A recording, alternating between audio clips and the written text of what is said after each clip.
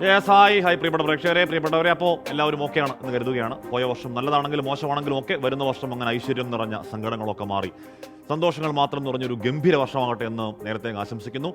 അപ്പോൾ ഭക്ഷണമൊക്കെ നന്നായി കഴിക്കുക, സമാധാനമായിരിക്കുക. വാർത്തയിലേക്ക് വന്നാൽ ഇന്നും അയോധ്യ തന്നെ വാർത്തകൾ നിറഞ്ഞു നിൽപ്പാണ്. അവിടുത്തെ രാഷ്ട്രീയ നീക്കങ്ങൾ, ഇന്ന് മോദിയുടെ അവിടുത്തെ റോഡ് ഷോ, വിമാനത്താവള ഉദ്ഘാടനം, പിന്നെ ആ മണ്ഡല പുനഃസംഘടനയെ ചൊല്ലി സംസ്ഥാന കോൺഗ്രസിലെ അതൃപ്തി അങ്ങോട്ട് തീരുന്നില്ല. എ ഗ്രൂപ്പ് AIC ജനറൽ സെക്രട്ടറിയെ പോയി കണ്ട് കാര്യങ്ങൾ പറയുന്നുണ്ട്. കർണാടകയിൽ ഒരു വീട്ടിൽ കണ്ട 5 അസ്ഥികൂടങ്ങൾ, ശിവഗിരി മഹാസമ്മേളന തുടക്കം, അങ്ങനെ പല കാര്യങ്ങൾ പറയാനുണ്ട്. പ്രിയപ്പെട്ട പ്രേക്ഷകർ, പതിവ് പോലെ കട്ടക്കങ്ങ് കൂടെ നിൽക്കുമെന്നറിയാം. വെൽക്കം ഡിയേഴ്സ്, ഗുഡ് ആഫ്റ്റർനൂൺ വിത്ത് ഹാഷ്മി.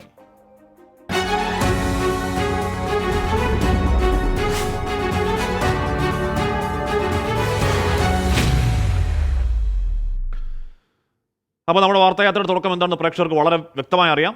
അത് നമ്മുടെ പ്രിയപ്പെട്ട റിപ്പോർട്ടർമാർ, പ്രിയപ്പെട്ട പ്രേക്ഷകരോട് ഇന്ന് രാവിലെ മുതൽ സംഭവിച്ച കാര്യങ്ങൾ നേരിട്ട് സംവദിക്കുന്ന സമയമാണ്. ഹെഡ്ലൈൻസിന്റെ സമയമാണ്. രാമക്ഷേത്ര ഉദ്ഘാടനം നടക്കാനിരിക്കെ അയോധ്യയെ ഇളക്കിമറിച്ച് പ്രധാനമന്ത്രിയുടെ റോഡ് ഷോ. പുതിയ അയോധ്യാധാം റെയിൽവേ സ്റ്റേഷൻ നാടിന് സമർപ്പിച്ചു. വിമാനത്താവള ഉദ്ഘാടനം അല്പസമയത്തിനകം. ശ്രീരാമൻ എല്ലാവരുടെയും ദൈവമെന്ന് ജമ്മുകശ്മീർ മുൻ മുഖ്യമന്ത്രി ഫാറൂഖ് അബ്ദുള്ള. BJP ചടങ്ങിനെ രാഷ്ട്രീയവൽക്കരിക്കുന്നു എന്ന് സഞ്ജയ് റാവത്ത്. മന്ത്രിസഭാ പുനഃസംഘടനയ്ക്ക് പിന്നാലെ LDF നേതൃത്വത്തിന് കത്ത് നൽകി NCP MLA Thomas K Thomas. മന്ത്രിസ്ഥാനം വെച്ചു മാറാമെന്ന ധാരണ പാലിക്കാൻ ഇടപെടണമെന്ന് ആവശ്യം. വകുപ്പ് മാറ്റത്തിൽ പ്രതിഷേധമില്ലെന്ന് മന്ത്രി കടന്നപ്പള്ളി രാമചന്ദ്രൻ 24-നോട്. വകുപ്പ് ഏതായിരുന്നാലും ആ വകുപ്പിനോട് പൂർണ്ണമായും നീതി പുലർത്തുക, ആത്മാർത്ഥത, സത്യസന്ധത, പ്രതിബദ്ധത, വിശ്വാസ്യത, ഇതൊക്കെ തന്നെയാണ്. അത് സ്വീകരിച്ചുകൊണ്ടാണ് ഞാൻ ഇതുവരെയും മുന്നോട്ട് പോയിട്ടുള്ളത്. സത്യപ്രതിജ്ഞാ ചടങ്ങിൽ ഗവർണർ സാമാന്യ മര്യാദ കാണിച്ചില്ലെന്ന് മന്ത്രി VN വാസവൻ 24-നോട്. ലോക്സഭാ തെരഞ്ഞെടുപ്പിൽ കൂടുതൽ സീറ്റ് ചോദിക്കുമെന്ന് കേരള കോൺഗ്രസ്. 3 സീറ്റിന് അർഹതയുണ്ടെന്ന് സ്റ്റീഫൻ ജോർജ് സമയമാകുമ്പോൾ അവകാശവാദം ഉന്നയിക്കും. ഇടതുമുന്നണിയിൽ പ്രശ്നങ്ങൾ ഉണ്ടാകാതെ നോക്കുമെന്നും സ്റ്റീഫൻ ജോർജ് 24-നോട്. കർണാടകയിൽ പൂട്ടിയിട്ട വീട്ടിൽ 5 പേരുടെ അസ്ഥികൂടങ്ങൾ. മരിച്ചത് ചിത്രദുർഗ സ്വദേശി ജഗന്നാഥ് റെഡ്ഡിയും ഭാര്യയും മക്കളും. 2019 ഇവരെ അവസാനമായി കണ്ടതെന്ന നാട്ടുകാർ. വീട്ടിൽ നിന്ന് ആത്മഹത്യാക്കുറിപ്പ് കണ്ടെത്തിയതായി റിപ്പോർട്ടുകൾ. നവകേരള യാത്രക്കിടെയുണ്ടായ പ്രതിഷേധം റിപ്പോർട്ട് ചെയ്തതിന് കേസെടുത്ത നടപടി ഞെട്ടിപ്പിക്കുന്നതെന്ന് മേധാ പട്കർ. വിനീത ബിജിക്ക് എല്ലാ പിന്തുണയും നൽകും. We never expected this from the ruling party in Kerala. And when this happens, we really have to support the media person like Vinita, and I do the same. Case പിൻവലിക്കണമെന്ന് editors guild of India. Shoe എറിഞ്ഞ കേസിൽ KSU പ്രവർത്തകരുടെ ജാമ്യം റദ്ദാക്കാൻ police Ernakulam sessions കോടതിയിൽ appeal നൽകി. 4 പ്രതികൾക്കും ജാമ്യം നൽകിയത് പെരുമ്പാവൂർ മജിസ്ട്രേറ്റ് കോടതി. ശിവഗിരി തീർത്ഥാടന മഹാസമ്മേളനത്തിന് തുടക്കം. മുഖ്യമന്ത്രി ഉദ്ഘാടനം ചെയ്തു. ഗുരുവിന്റെ ഇടപെടൽ സമൂഹത്തിൽ വലിയ ചലനങ്ങൾ ഉണ്ടാക്കിയെന്ന മുഖ്യമന്ത്രി. മണ്ഡല മകരവിളക്ക് തീർത്ഥാടനത്തിനായി ശബരിമല നട വൈകിട്ട് 5-ന് തുറക്കും. മകരവിളക്ക് ജനുവരി 15-ന്. പുതുവത്സരാഘോഷത്തിന് കൊച്ചി വെളി ഗ്രൗണ്ടിൽ പാപ്പാഞ്ഞിയെ കത്തിക്കുന്നത് തടഞ്ഞുള്ള RDO ഉത്തരവിൽ പ്രതിഷേധം ശക്തം. പാപ്പാഞ്ഞിയെ നീക്കില്ലെന്ന സംഘാടകർ. അൺഎക്സ്പെക്റ്റഡുള്ള മൂവ്മെൻ്റാണിത്. കൊണ്ടുവന്ന് 48 മണിക്കൂർ ബാക്കി നിൽക്കി കൊണ്ടുവന്ന് തരികയാണ്. എന്തുകൊണ്ട് പുള്ളിക്കാരത്തി അങ്ങനെ ചെയ്തതെന്ന് എനിക്കിപ്പോഴും മനസ്സിലാവുന്നില്ല. വിഷയം പരിശോധിക്കുമെന്ന മന്ത്രി PA മുഹമ്മദ് റിയാസ്. RDOയെ ന്യായീകരിച്ച കൊച്ചി MLA KJ മാക്സി. വിവാദങ്ങൾ ഒഴിവാക്കാൻ ശ്രമിച്ചെന്നും MLA. ഗവർണറും തൊപ്പിയുമെന്ന നാടകം വിലക്കിയതിൽ പ്രതിഷേധിച്ച് അണിയറ പ്രവർത്തകർ കോടതിയിൽ അപ്പീൽ നൽകും. കൊച്ചിയിൽ പുതുവത്സരാഘോഷങ്ങൾക്ക് കടുത്ത നിയന്ത്രണവുമായി പോലീസ്. ഹോട്ടലുകളിൽ 12:30 വരെയും ബീച്ചുകളിൽ അർദ്ധരാത്രി 12 വരെയും മാത്രം ആഘോഷമെന്ന് സിറ്റി പോലീസ് കമ്മീഷണർ. സുരക്ഷയ്ക്കായി 2000-ലധികം പോലീസിനെ കൊച്ചി സിറ്റി ലിമിറ്റിൽ വിന്യസിക്കും. പമ്പ് ജീവനക്കാർക്കെതിരെയുള്ള അക്രമങ്ങളിൽ പ്രതിഷേധിച്ച് നാളെ രാത്രി 8 മുതൽ പുലർച്ചെ 6 വരെ പമ്പുകൾ അടച്ചിടാൻ പമ്പുടമകളുടെ തീരുമാനം. വയനാട് പനമരം അമ്മാനിയിൽ പുള്ളിപ്പുലിയെ പരിക്കേറ്റ നിലയിൽ കണ്ടെത്തി. അസുഖം ബാധിച്ച് അവശനിലയിലായതെന്ന് സംശയം. പുലിയെ തോട്ടിൽ നിന്ന് രക്ഷപ്പെടുത്തി മൃഗപരിപാലന കേന്ദ്രത്തിലേക്ക് മാറ്റി. ഇംഗ്ലീഷ് പ്രീമിയർ ലീഗിൽ വിജയത്തോടെ പുതുവത്സരത്തെ വരവേൽക്കാൻ വമ്പന്മാർ. മാഞ്ചസ്റ്റർ സിറ്റിയും ചെൽസിയും ഇന്ന് കളത്തിൽ. സ്പാനിഷ് ലീഗും റയൽ മാഡ്രിഡുമായുള്ള കരാർ നീട്ടി കാർലോ അഞ്ചലോട്ടി പരിശീലകൻ. കരാർ പുതുക്കൽ ബ്രസീൽ ദേശീയ ടീമിന്റെ പരിശീലകനാകുമെന്ന അഭ്യൂഹങ്ങൾക്കിടെ.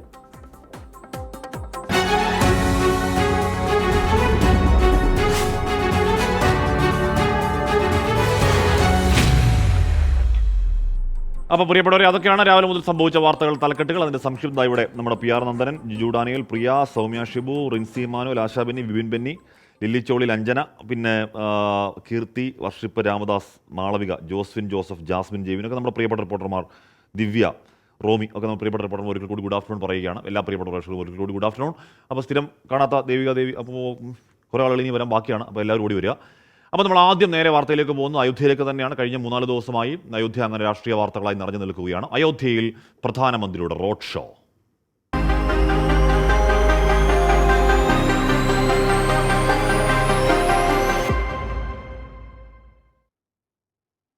അപ്പോൾ അയോധ്യ ഒരു രാഷ്ട്രീയ പ്രശ്നമല്ല എന്നൊക്കെ പറയുമ്പോൾ പോലും അയോധ്യയിൽ വമ്പൻ റോഡ് ഷോയുമായി പ്രധാനമന്ത്രി നരേന്ദ്രമോദി.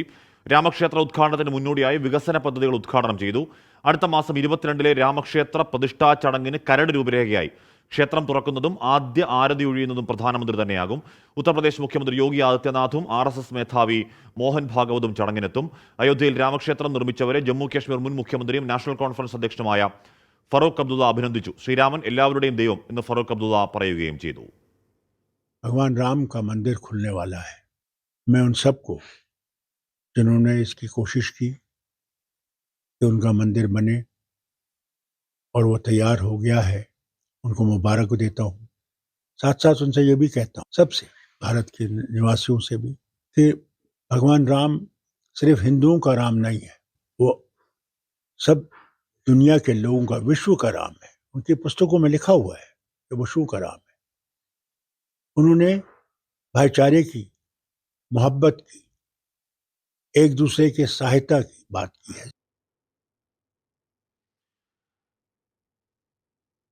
രാമക്ഷേത്ര പ്രതിഷ്ഠാ ചടങ്ങിൽ പങ്കെടുക്കണമെന്ന കോൺഗ്രസ് ഉത്തർപ്രദേശ് ഘടകത്തിന്റെ നിലപാടിനെ AICC general secretary Priyanka Gandhi പിന്തുണച്ചു. കോൺഗ്രസ് പങ്കെടുത്തില്ലെങ്കിൽ BJPക്ക് രാഷ്ട്രീയ നേട്ടമാകുമെന്ന അഭിപ്രായം സോണിയാഗാന്ധിയെ അറിയിച്ചുവെന്നാണ് സൂചന. രാധാകൃഷ്ണൻ വിവരങ്ങളുമായി ചേർന്നു. ഇതിൽ രാഷ്ട്രീയമില്ല, ഇതിൽ ശുദ്ധമായ ഭക്തി മാത്രമാണ്, ആരാധന മാത്രമാണെന്നൊക്കെ പറയുമ്പോൾ അങ്ങനെയല്ല എന്ന് എല്ലാവർക്കും അറിയാം. അതിൻ്റെ കൃത്യമായൊരു ദൃഷ്ടാന്തമല്ല ഇന്ന് റോഡ് ഷോയിൽ അടക്കം കണ്ടത്. കോൺഗ്രസിന് ഇന്നും ഒരു ക്ലാരിറ്റിയുള്ള നിലപാടിലേക്ക് എത്താൻ കഴിയുന്നുണ്ടോ?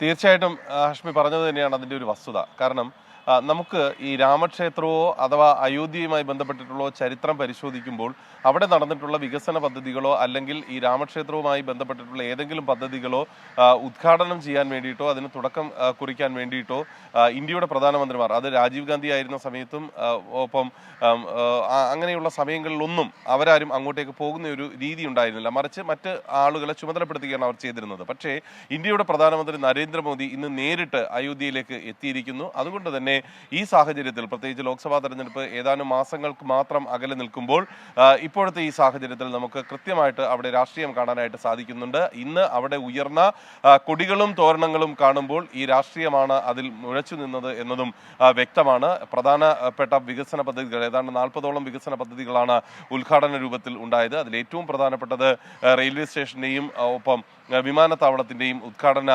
ചടങ്ങുകളാണ്. പ്രധാനമന്ത്രി എന്ന നിലയിൽ നരേന്ദ്രമോദിയെ സംബന്ധിച്ച് ഏറ്റവും തിരക്കേറിയ ഒരു ഉദ്ഘാടന ദിവസമായിരുന്നു ഇന്ന് എന്ന് പറയേണ്ടി വരും. അനുബന്ധമായിട്ട് ഒപ്പം വലിയ റോഡ് ഷോ, BJPയുടെ പ്രവർത്തകർ റോഡിന് ഇരുവശവും അണിനിരക്കുന്ന വലിയ റോഡ് ഷോ അയോധ്യയിൽ നടക്കുന്നു. മറ്റേത് സ്ഥലത്ത് നടക്കുന്ന റോഡ് ഷോയെക്കാളും അയോധ്യയിൽ നടക്കുന്ന റോഡ് ഷോയ്ക്ക് പ്രത്യേകം ഈ ദിവസത്തിൽ പ്രാണപ്രതിഷ്ഠ നടത്താൻ ഡിസംബർ 22-ന് പോകുന്ന പശ്ചാത്തലത്തിൽ ഈ ദിവസത്തിൽ നടക്കുന്ന റോഡ് ഷോയ്ക്ക് വലിയ പ്രാധാന്യമാണ് ഉള്ളത്. അയോധ്യയിലെ വികസന പദ്ധതികളുടെ ഉദ്ഘാടനങ്ങൾ ഒക്കെ പ്രധാനമന്ത്രി നിർവഹിച്ചു. ഇതുമായി ബന്ധപ്പെട്ട ചടങ്ങുകളെല്ലാം പുരോഗമിക്കുന്ന ഒരു സാഹചര്യമാണ് ഉള്ളത്. ഉദ്ഘാടനത്തിന്റെ കരട്, ഈ പ്രാണപ്രതിഷ്ഠ നടത്തുന്ന ദിവസത്തെ കരട് മാർഗ നിർദ്ദേശങ്ങൾ ഉൾപ്പെടെയുള്ളവയും തയ്യാറായിട്ടുണ്ട്. ഏത് വിധത്തിലാണ് ചടങ്ങുകൾ പോകുന്നത് എന്നതൊക്കെ സൂചിപ്പിക്കുന്ന വിധത്തിലാണ് ശ്രീകോവിലിൽ ഉണ്ടാകുന്നത്. പ്രധാനമന്ത്രി നരേന്ദ്രമോദി അടക്കം 5 പേരാണ്. ഉത്തർപ്രദേശ് മുഖ്യമന്ത്രി യോഗി ആദിത്യനാഥ്, ഒപ്പം ഉത്തർപ്രദേശിന്റെ ഗവർണർ, RSSന്റെ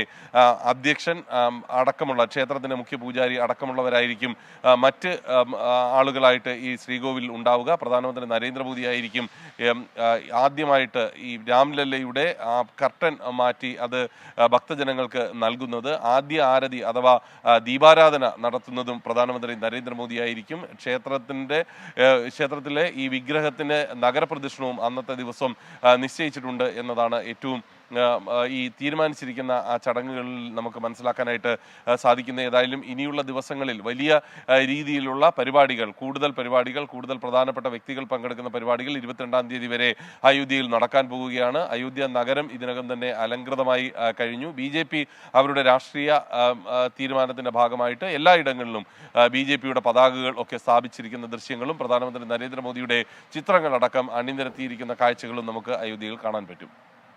രാധാകൃഷ്ണനാണ് ഇവിടുന്ന് വിവരങ്ങൾ നൽകിയത്. അപ്പോൾ ഒരിക്കൽ കൂടി അയോധ്യ ദേശീയ രാഷ്ട്രീയത്തിന് ശ്രദ്ധാകേന്ദ്രമാകുന്നു. പതിവ് പോലെ ഒരു തെരഞ്ഞെടുപ്പിന് തൊട്ട് മുൻപാണ് വീണ്ടും ശ്രദ്ധാകേന്ദ്രമാകുന്നത്. അത് കോൺഗ്രസ് പങ്കെടുക്കുമോ ഇല്ലേ തുടങ്ങിയ ചർച്ചകൾ, സോണിയാഗാന്ധി പങ്കെടുക്കുമോ ഇല്ലേ, അതിലൊരു നിലപാട് വ്യക്തമാക്കാൻ കോൺഗ്രസിന് കഴിയാതിരിക്കുന്നത്, അതിലുള്ള രാഷ്ട്രീയ മുതലെടുപ്പൊക്കെ നമ്മൾ കാണുന്നുണ്ട്. എന്തായാലും ഈ ദിവസങ്ങൾ അയോധ്യയെ ചുറ്റിപ്പറ്റിയുള്ള രാഷ്ട്രീയം സംഭവബഹുലമായിരിക്കും എന്ന കാര്യത്തിൽ തർക്കവും വേണ്ട. ഇവിടെ ജോർജ് പറയുകയാണ്, ഒരു പുലിയെയും പിടിച്ചു, ഉടനെ പുൽപ്പള്ളിയിൽ എത്തിച്ചു, അവിടെ തുറന്നുവിടും, എത്രയും വേഗം പുലി നാട്ടിലേക്ക് ഇറങ്ങുന്നതാണ് കഷ്ടം, മനുഷ്യന് പുല്ലുവില എന്ന് പറയുകയാണ്. നമ്മൾ നേരത്തെ പറയുന്ന പോലെ ഈ ദിവസങ്ങളിൽ ഇന്നും ഒരു പുലി വാർത്തയുണ്ട്. അപ്പോൾ ഈ ദിവസങ്ങളിൽ ഈ വനം വന്യജീവി ഏറ്റുമുട്ടലിൻ്റെയും ഇങ്ങോട്ടേക്ക് ഇറങ്ങുന്നതിൻ്റെയും മനുഷ്യൻ്റെ സമാധാനം, സ്വാസ്ഥ്യം കെടുത്തുന്നതിൻ്റെയും ഒക്കെ ഒരുപാട് വാർത്തകൾ വരുന്ന ദിവസമാണ്, സങ്കടകരവുമാണ്. സംസ്ഥാന കോൺഗ്രസിൽ വീണ്ടും അസ്വാരസ്യം.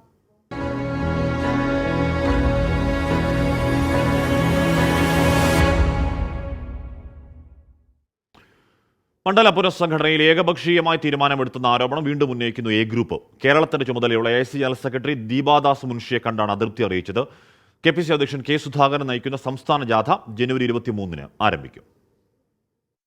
എ ഗ്രൂപ്പ് നേതാക്കളായ KC ജോസഫും ബെന്നി ബെഹന്നാനുമാണ് AICC ജനറൽ സെക്രട്ടറി ദീപാദാസ് മുൻഷിയെ നേരിൽ കണ്ടത്. കേരളത്തിന്റെ ചുമതല ഏറ്റെടുത്ത ശേഷം ആദ്യമായി KPCC എക്സിക്യൂട്ടീവ് യോഗത്തിൽ പങ്കെടുക്കാനെത്തും മുൻപായിരുന്നു കൂടിക്കാഴ്ച. മണ്ഡലം പുനഃസംഘടനയിൽ ഉൾപ്പെടെ ഏകപക്ഷീയമായ തീരുമാനങ്ങൾ അടിച്ചേൽപ്പിച്ചു എന്നാണ് എ ഗ്രൂപ്പിന്റെ പരാതി. വരുന്ന പുനഃസംഘടനകളിൽ അർഹമായ പ്രാതിനിധ്യം വേണമെന്നും ആവശ്യപ്പെട്ടു. ഐ ഗ്രൂപ്പ് നേതാക്കളും ഇതേ പരാതി അറിയിച്ചിട്ടുണ്ട്. KPCC എക്സിക്യൂട്ടീവ് യോഗത്തിലെ പ്രധാനപ്പെട്ട തീരുമാനം K സുധാകരൻ നയിക്കുന്ന സംസ്ഥാന പര്യടനമാണ്. ജാഥയ്ക്ക് സമരാഗ്നി എന്ന് പേരിടും. ജനുവരി 21-ന് കാസർഗോഡ് മഞ്ചേശ്വരത്ത് നിന്നാവും ജാഥ ആരംഭിക്കുക. ഒരു മാസം നീണ്ടു നിൽക്കുന്ന പര്യടനം ഫെബ്രുവരി 21-ന് തിരുവനന്തപുരത്ത് സമാപിക്കും. KPCC അധ്യക്ഷൻ K സുധാകരൻ നാളെ മുതൽ 15 ദിവസത്തേക്ക് അവധിയിൽ പ്രവേശിക്കും. ചികിത്സയ്ക്കായി അമേരിക്കയിൽ പോകുന്നതിനാലാണ് അവധി. ഈ കാലയളവിൽ പകരം പ്രസിഡന്റ് ഉണ്ടാവില്ല. എന്നാൽ സമരാഗ്നിയുടെ മുന്നൊരുക്കങ്ങൾ പാർട്ടിയിലെ 4 പ്രധാനപ്പെട്ട നേതാക്കൾക്ക് നൽകും. 24 തിരുവനന്തപുരം. മൃദുഹിന്ദുത്വം പാടില്ല എന്ന് KPC എക്സിക്യൂട്ടീവിൽ ശക്തമായ നിലപാടുമായി മുൻ അധ്യക്ഷൻ VM സുധീരൻ. അയോധ്യ പ്രതിഷ്ഠാ ചടങ്ങിൽ കോൺഗ്രസ് നേതൃത്വം പങ്കെടുക്കരുത് എന്ന നിലപാട് ഹൈക്കമാൻഡിനെ KPC അറിയിക്കണം. 2 വർഷമായി തന്നോട് നേതാക്കൾ കൂടിയാലോചന നടത്തുന്നില്ലെന്നും സുധീരൻ യോഗത്തെ അറിയിച്ചു. സലിം മാലിക്കാണ് വാർത്തകൾ നിർമ്മിച്ചിരുന്നത്. സലിം, അതിശക്തമായ വിമർശനം ഈ അയോധ്യ വിഷയത്തിലടക്കം കോൺഗ്രസ് നേതൃത്വം ഒരു പരാജയപ്പെട്ട നേതൃത്വമാണ് എന്നതടക്കം സുധീരൻ കടുത്ത ഭാഷയിൽ സംസാരിക്കുകയായിരുന്നോ? ഹാഷ്മി, സുധീരൻ കടുത്ത ഭാഷയിലുള്ള വിമർശനങ്ങൾ ഉന്നയിക്കുമ്പോൾ ഏറ്റവും ഒടുവിൽ ഇപ്പോൾ ദീപാദാസ് മുൻഷി KPCC എക്സിക്യൂട്ടീവ് യോഗത്തിൽ സംസാരിക്കുകയാണ് എന്നുള്ളതാണ് നമുക്ക് ലഭിക്കുന്ന മറുപടി. ഈ ആരോപണങ്ങളൊക്കെ ഉന്നയിച്ച ശേഷം മടങ്ങിപ്പോകാൻ ശ്രമിച്ച VM സുധീരനെ പിടിച്ചിരുത്തി AICC ജനറൽ സെക്രട്ടറിയായ ദീപാദാസ് മുൻഷി ഓരോ കാര്യങ്ങൾക്കും വ്യക്തമായി എണ്ണി മറുപടി പറയുന്നു എന്നുള്ളതാണ് നമ്മൾ മനസ്സിലാക്കുന്നത്. ഈ പ്രധാനപ്പെട്ട മറുപടി, സാമ്പത്തിക നയത്തിൽ ഉൾപ്പെടെ കോൺഗ്രസിന് സുവ്യക്തമായ നിലപാടുണ്ട്. മാത്രമല്ല, കോൺഗ്രസ് ഹിന്ദുത്വ പാർട്ടിയല്ല, ഒരു മൃദുഹിന്ദുത്വവുമില്ല, നിലപാടുകൾ കൃത്യമായി തന്നെ പറഞ്ഞിട്ടുണ്ട്. അയോധ്യ വിഷയത്തിൽ ഉൾപ്പെടെ ആ നിലപാട് അങ്ങനെ തന്നെ തുടരുകയും ചെയ്യും. മാത്രമല്ല, തീവ്ര ഹിന്ദുത്വമോ മൃദുഹിന്ദുത്വമല്ല കോൺഗ്രസിന്റെ നിലപാട്, മതേതരത്വമാണ് എന്നുകൂടി പറയുന്നു. ആ നിലയിൽ വളരെ രൂക്ഷമായ, വളരെ ഷാർപ്പായ മറുപടികൾ ഈ ദീപാദാസ് മുൻഷി അവിടെ ഇപ്പോൾ VM സുധീരൻ നൽകുന്നു എന്നാണ് മനസ്സിലാക്കുന്നത്. മാത്രമല്ല, നേരത്തെ തന്നെ VM സുധീരന്റെ ഈ ആരോപണത്തിന് ശശി തരൂരും മറുപടി പറഞ്ഞിരുന്നു. നിരവധി ഹിന്ദുക്കളുള്ള പാർട്ടിയാണ് കോൺഗ്രസ്, ഒരു തീവ്ര ഹിന്ദുത്വവും ഒരു തീവ്രവാദവും കോൺഗ്രസിനില്ല. അതേസമയം ഓരോ ഹിന്ദു പ്രവർത്തകരുടെ വികാരം മാനിച്ചുകൊണ്ടുള്ള നിലപാടുകളായിരിക്കും കോൺഗ്രസ് സ്വീകരിക്കുന്നത്. അത് രാഹുൽ ഗാന്ധി തന്നെ നേരത്തെ വ്യക്തമാക്കിയിട്ടുണ്ട് എന്നും ശശി തരൂർ പറയുന്നു. അതേസമയം സംസ്ഥാന നേതൃത്വത്തിനും കോൺഗ്രസ് ദേശീയ നേതൃത്വത്തിനുമെതിരെ രൂക്ഷമായ ഭാഷയിലായിരുന്നു VM സുധീരൻ വിമർശനം ഉന്നയിച്ചത്. ഒരു നേതൃത്വത്തിനെതിരെ ആഞ്ഞടിച്ചു എന്ന് തന്നെ പറയാൻ കഴിയും. അത് സംസ്ഥാന നേതൃത്വത്തിനെതിരെയാണെങ്കിൽ കോൺഗ്രസ് നേതൃത്വം, സംസ്ഥാന നേതൃത്വം ഒരു പരാജയപ്പെട്ട നേതൃത്വമാണ്. ഒരു കൂടിയാലോചനയും ഈ നേതൃത്വവുമായി ബന്ധപ്പെട്ടുണ്ടാകുന്നില്ല. നേതാക്കൾ തന്നോട് ഒരു കാര്യവും പറയുന്നില്ല. 2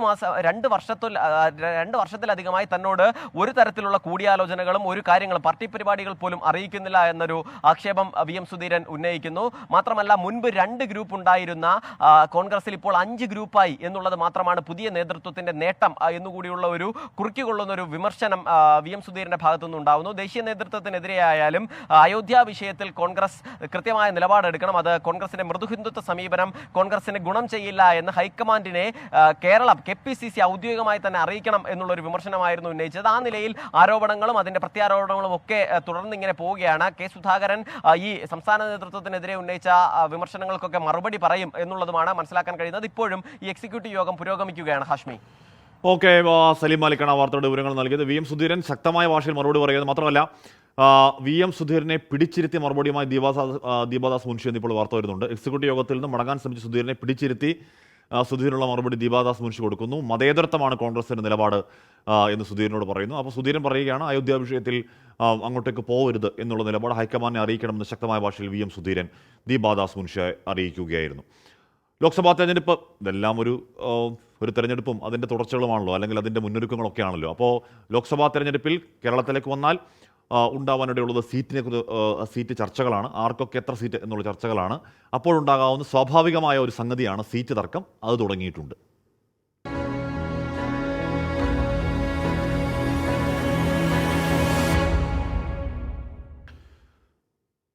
ലോക്സഭാ തെരഞ്ഞെടുപ്പിൽ LDFിനോട് 3 സീറ്റ് ആവശ്യപ്പെടാൻ ഉറച്ച് കേരള കോൺഗ്രസ് എം. സമയമാകുമ്പോൾ അർഹതപ്പെട്ടത് ചോദിക്കുമെന്ന് സംസ്ഥാന ജനറൽ സെക്രട്ടറി മുൻ MLAയുമായ സ്റ്റീഫൻ ജോർജ് വ്യക്തമാക്കി. മധ്യ കേരളത്തിൽ LDFിനുണ്ടായ നേട്ടങ്ങൾ കേരള കോൺഗ്രസ് എം വന്നതോടെയാണെന്ന വിലയിരുത്തലാണ് പാർട്ടിക്ക്. ഇത് ഉയർത്തിക്കാട്ടി കൂടുതൽ സീറ്റ് ആവശ്യപ്പെടാനാണ് കേരള കോൺഗ്രസ് എം ശ്രമിക്കുന്നത്. പാർട്ടിക്ക് ശക്തി വർദ്ധിച്ചു എന്നതടക്കമുള്ള കാര്യങ്ങൾ നേതാക്കൾ എടുത്തു പറയുന്നു. ഏതാണ്ട് 127 നിയോജകമണ്ഡലങ്ങളിൽ പാർട്ടിക്ക് കമ്മിറ്റിയുണ്ട്. ഈയിടെ ഞങ്ങൾ ഫണ്ട് കളക്ഷന് വേണ്ടി എല്ലാ ജില്ലകളിലും പോയിരുന്നു. വളരെ നല്ല സഹകരണം ഉണ്ടായി. ആ പാർട്ടിക്ക് വലിയ വളർച്ച ഉണ്ടായി എന്ന കാര്യത്തിൽ യാതൊരു സംശയവുമില്ല. CPMനെ വെറുപ്പിച്ചുകൊണ്ട് സീറ്റ് നേടിയെടുക്കാനാകില്ലെന്ന് കേരള കോൺഗ്രസ് എമ്മിനറിയാം. അതുകൊണ്ട് തന്നെ UDFിൽ അവകാശവാദങ്ങൾ ഉന്നയിച്ചിരുന്നത് പോലെ കടുത്ത നിലപാടുകൾ സ്വീകരിക്കില്ല. ഞാനൊരു കാര്യം അടിവരായിട്ട് പറയാം. കേരള കോൺഗ്രസിന് 3 സീറ്റിന് അർഹതയുണ്ട്. പക്ഷേ അതൊന്നും ചർച്ച ചെയ്യാനുള്ള സമയമായില്ലല്ലോ. ആ സമയമാകുമ്പോൾ ഞങ്ങൾ ചർച്ച ചെയ്യും. പക്ഷേ ഇടതുപക്ഷ ജനാധിപത്യ മുന്നണിയിൽ ഒരു അഭിപ്രായ വ്യത്യാസം ഉണ്ടാകാത്ത വിധത്തിൽ, അവസരമുണ്ടാകാത്ത വിധത്തിൽ മാത്രമാണ് കേരള കോൺഗ്രസ് മുന്നോട്ട് പോകാൻ ആഗ്രഹിക്കുന്നത്. കോട്ടയത്തിന് പുറമെ പത്തനംതിട്ട, ഇടുക്കി, എറണാകുളം ഉൾപ്പെടെയുള്ള സീറ്റുകളിലാണ് കേരള കോൺഗ്രസ് എം കണ്ണുവച്ചിരിക്കുന്നത്. ടോബി ജോൺസൺ, 24 കോട്ടയം. അപ്പോൾ പ്രിയപ്പെട്ട പ്രേക്ഷകരെ, നാളെ എന്താണ് ഇപ്പോൾ ലോക്സഭാ തെരഞ്ഞെടുപ്പ് ബന്ധപ്പെട്ട സീറ്റ് ചർച്ചകൾ കൂടുതൽ സജീവമാകാൻ പോകുന്നേ ഉള്ളൂ. ഇത്തരം തർക്കങ്ങൾ, കൂടുതൽ സീറ്റ് വേണമെന്ന ആവശ്യങ്ങളൊക്കെ ഇനിയും വരും ദിവസങ്ങൾ കൂടുതൽ സജീവമാവുകയും ചെയ്യും. നാളെ രാത്രി 8 മണി വരെ പെട്രോൾ പമ്പ് ഉണ്ടാവുകയുള്ളൂ എന്ന് പെട്രോൾ പമ്പ് ഉടമകളുടെ സംഘടന അറിയിക്കുകയാണ്. പെട്രോൾ പമ്പ് ജീവനക്കാർക്കെതിരായ അതിക്രമങ്ങൾ വർദ്ധിച്ചു വരുന്ന സാഹചര്യത്തിലാണ് തീരുമാനത്തിലേക്ക് പെട്രോൾ പമ്പുകൾ പോകുന്നത്. അപ്പോൾ നോക്കുക, അവസാനം എന്താണ് നമ്മുടെ ഫ്യൂവലിൻ്റെ സിഗ്നലിൽ നീഡിൽ അങ്ങേ അറ്റം പറ്റുന്നവരെ കാത്തിരിക്കുന്നവർ നേരത്തെ പോയി പെട്രോൾ അടിക്കണം എന്ന് ആവശ്യപ്പെടുകയുമാണ്. ഒരു മാളവിക പറയുകയാണ്. ആഷ്മി ചേട്ടോ, ഞാൻ 24 ന്യൂസിൻ്റെ സ്ഥിരം പ്രേക്ഷകയാണ്. ഉച്ചയ്ക്കുള്ള പ്രോഗ്രാമൊക്കെ കാണാറുണ്ട്. ഇനി വരുമ്പോൾ ജ്യോതിസ് സെൻട്രൽ സ്കൂളിലെ 12th ഹ്യൂമാനിറ്റീസിൽ പഠിക്കുന്ന എല്ലാ കുട്ടികൾക്കും എക്സാം വിഷസ് പറയാമോ? ജോളി ടീച്ചറിനും ഒരു ഹലോ പറയണം. അപ്പോൾ എന്താണ്, ജ്യോതിസ് സെൻട്രൽ സ്കൂളിലെ 12th ഹ്യൂമാനിറ്റീസ് പഠിക്കുന്ന എല്ലാ കുട്ടികൾക്കും അടിച്ചു പൊളിച്ച് എക്സാം എഴുതണം. അപ്പോൾ ജോളി ടീച്ചറിനും ഹലോ. മന്ത്രിസ്ഥാനം വേണമെന്ന ആവശ്യവുമായി Kuttanad MLA Thomas K Thomas LDF നേതൃത്വത്തിന് കത്ത് നൽകി. മന്ത്രിസ്ഥാനം വെച്ചുമാറാനുള്ള NCPയിലെ ധാരണ പാലിക്കാൻ ഇടപെടണം എന്നാണ് ആവശ്യം. മന്ത്രി AK ശശീന്ദ്രനാണ് NCPയുടെ പ്രതിനിധിയായി മന്ത്രിസഭയിലുള്ളത്. വെച്ചുമാറാൻ ധാരണയുണ്ടെന്ന അവകാശവാദവുമായി തോമസ് കെ തോമസ് പലതവണ രംഗത്ത് വന്നെങ്കിലും ദേശീയ നേതൃത്വം കൈവിട്ടു. ഇതോടെയാണ് LDF നേതൃത്വത്തെ സമീപിച്ചത്. ഇന്നലെ വൈകിട്ട് AKG സെന്ററിലെത്തിയാണ് കൺവീനർ EP ജയരാജന് കത്ത് നൽകിയത്. മന്ത്രിസ്ഥാനം തുല്യമായി വീതം വെക്കണമെന്ന NCPയിലുണ്ടായ ധാരണ നടപ്പാക്കണമെന്നാണ് ആവശ്യപ്പെട്ടിരിക്കുന്നത്. 2 MLAമാർക്കും തുല്യ പരിഗണന നൽകണമെന്നാണ് ശരത് പവാർ നിർദ്ദേശിച്ചത്. ഈ ധാരണയെപ്പറ്റി PC ചാക്കോയ്ക്കും അറിവുള്ളതാണ്. ഇനി മുഖ്യമന്ത്രിക്ക് കൂടി കത്ത് നൽകുമെന്ന് തോമസ് കെ തോമസ് 24-നോട് പറഞ്ഞു. ഇല്ല, ഞങ്ങൾ നേരത്തെ എടുത്തൊരു തീരുമാനമുണ്ട് പാർട്ടിയായിട്ട്. അത് നടപ്പിലാക്കാനായിട്ടുള്ള സംവിധാനം ഒരുക്കണമെന്ന് മാത്രമേ പറഞ്ഞിട്ടുള്ളൂ. അതനുസരിച്ച് ലെറ്റർ ഇ.പി. ജയരാജന് കൊടുത്തിട്ടുണ്ട്. ഇല്ല, കത്ത് കൊടുക്കാൻ പോകുന്നു. അപ്പോൾ അതിനുള്ള ടൈം മേടിച്ചുകൊണ്ട് ഞാൻ കൊടുക്കും. കാരണം പിന്നെ സംശയമില്ല, കൊടുക്കണമല്ലോ. കാരണം ഇത് ഒരു മുഖ്യമന്ത്രി ആണല്ലോ തീരുമാനിക്കാൻ. ശരത് പവാർ തീരുമാനം അറിയിച്ചാൽ മാത്രമായിരിക്കും LDF ഈ ആവശ്യം പരിശോധിക്കുക. എന്നാൽ മന്ത്രിസ്ഥാനം മാറുന്നത് സംബന്ധിച്ച് ഒരു ധാരണയും ഇല്ലെന്നാണ് NCP സംസ്ഥാന അധ്യക്ഷൻ PC ചാക്കോയുടെ നിലപാട്. 24 ആലപ്പുഴ.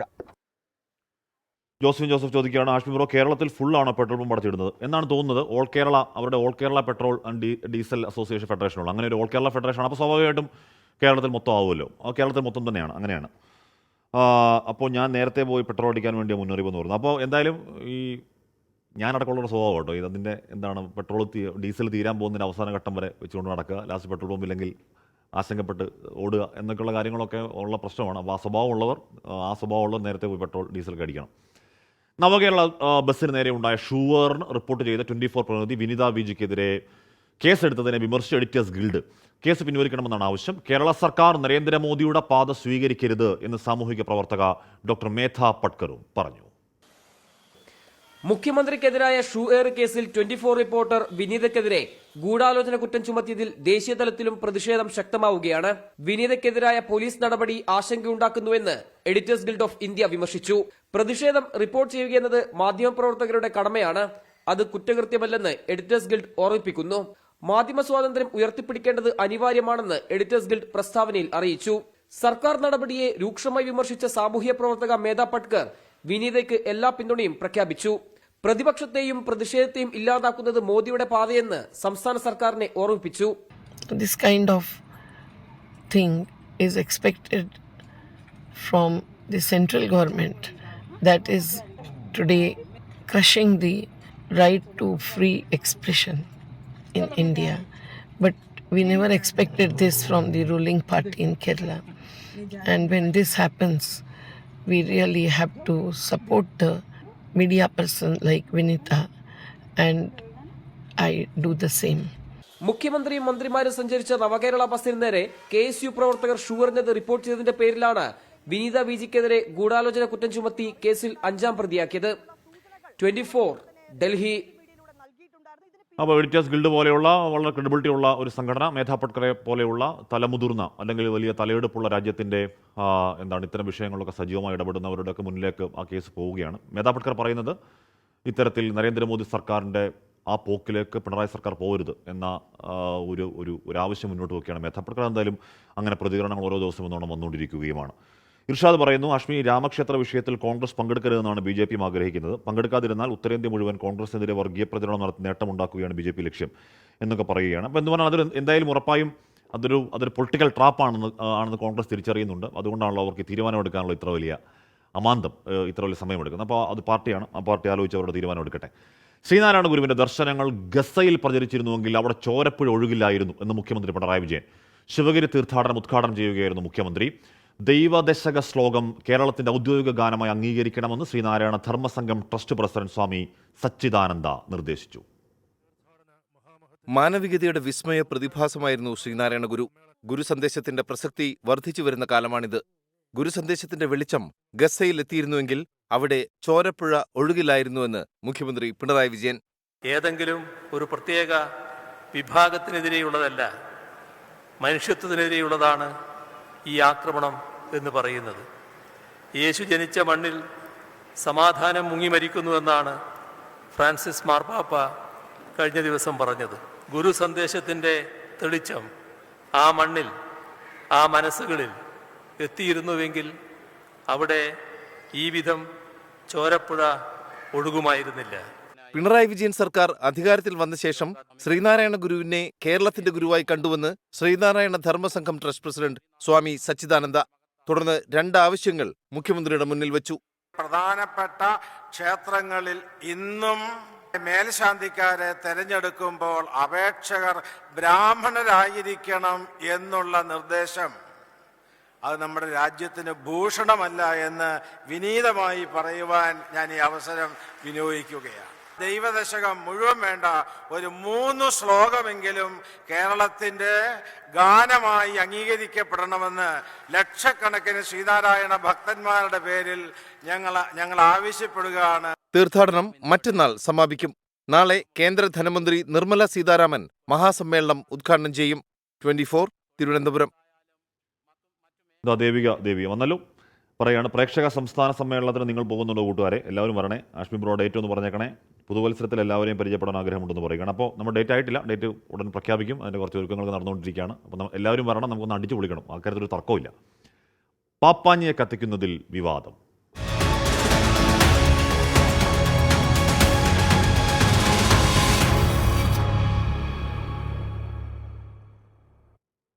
കൊച്ചിൻ കാർണിവലിൽ ഗവർണറും തൊപ്പിയും എന്ന നാടകം നിരോധിച്ച RTO ഉത്തരവിനെ ന്യായീകരിച്ച് CPIM MLA KJ മാക്സി. അനാവശ്യ വിവാദങ്ങൾ ഒഴിവാക്കാൻ RTO ശ്രമിച്ചതെന്നാണ് വിശദീകരണം. ഉത്തരവിനെതിരെ കോടതിയെ സമീപിക്കാനാണ് നാടക് സമിതിയുടെ തീരുമാനം. വെളിഗ്രൗണ്ടിലെ പാപ്പാഞ്ഞിയെ കത്തിക്കുന്നതിലും അനിശ്ചിതത്വം തുടരുകയാണ്. BJP മണ്ഡലം കമ്മിറ്റി നൽകിയ പരാതിയിലാണ് ഗവർണറും തൊപ്പിയും എന്ന നാടകം ഫോർട്ട് കൊച്ചി RDO K മീര വിലക്കിയത്. ഉത്തരവ് ഏകപക്ഷീയമെന്നും നിയമ നടപടി സ്വീകരിക്കുമെന്നും നാടകത്തിന്റെ ഭാരവാഹികൾ. നമ്മൾ അതിന്റെ സാധ്യതകൾ നോക്കിയിട്ട് നമ്മൾ നിയമ നടപടി സ്വീകരിക്കും. ഇത് എത്ര നാൾ നിൽക്കുന്ന ഒരു ഓർഡറാണെന്ന് പോലും അറിയില്ല. ഓർഡറിന്റെ സാധ്യത തന്നെ വളരെ കുറവാണ്. അപ്പോൾ അത് കോഷ് ചെയ്യാനായിട്ട് കോടതി തുറക്കുന്ന മുറയ്ക്ക് നമ്മൾ അത് വെക്കേറ്റ് അത് ഒഴിവാക്കുകയും നമ്മൾ വീണ്ടും ഈ നാടകം അതേ വേദിയിൽ കളിക്കാനുള്ള എല്ലാ ശ്രമങ്ങളും നടത്തുകയും ചെയ്യും. വിവാദങ്ങൾ ഒഴിവാക്കാൻ നാടകം നിരോധിച്ചെന്നായിരുന്നു കൊച്ചി MLA KJ മാക്സിയുടെ പ്രതികരണം. ഇവർ കളിക്കുന്ന സംഘടന ചോദിച്ചപ്പോൾ അത് ജപ്പാൻ കഥയാണത്. ആ പേര് ഗവർണർ തൊപ്പി എന്നാണ്. പിന്നെ ഈ സമയത്തൊക്കെ ഒരു വിവാദങ്ങൾ ഉണ്ടാക്കേണ്ടത് എന്നതാണ് അവരത് മാറിയത്. അവർ സ്വയം മാറിയത് സംഘടന. അത് ആദ്യം അങ്ങനെ പറഞ്ഞതിന് കാരണമുണ്ട്. കാരണം വലിയൊരു സംഭവം നടക്കുമ്പോൾ ഒരു വിവാദങ്ങൾ ഉണ്ടാക്കാൻ പാടില്ല ഇവിടെ. അതുകൊണ്ട് മാത്രം.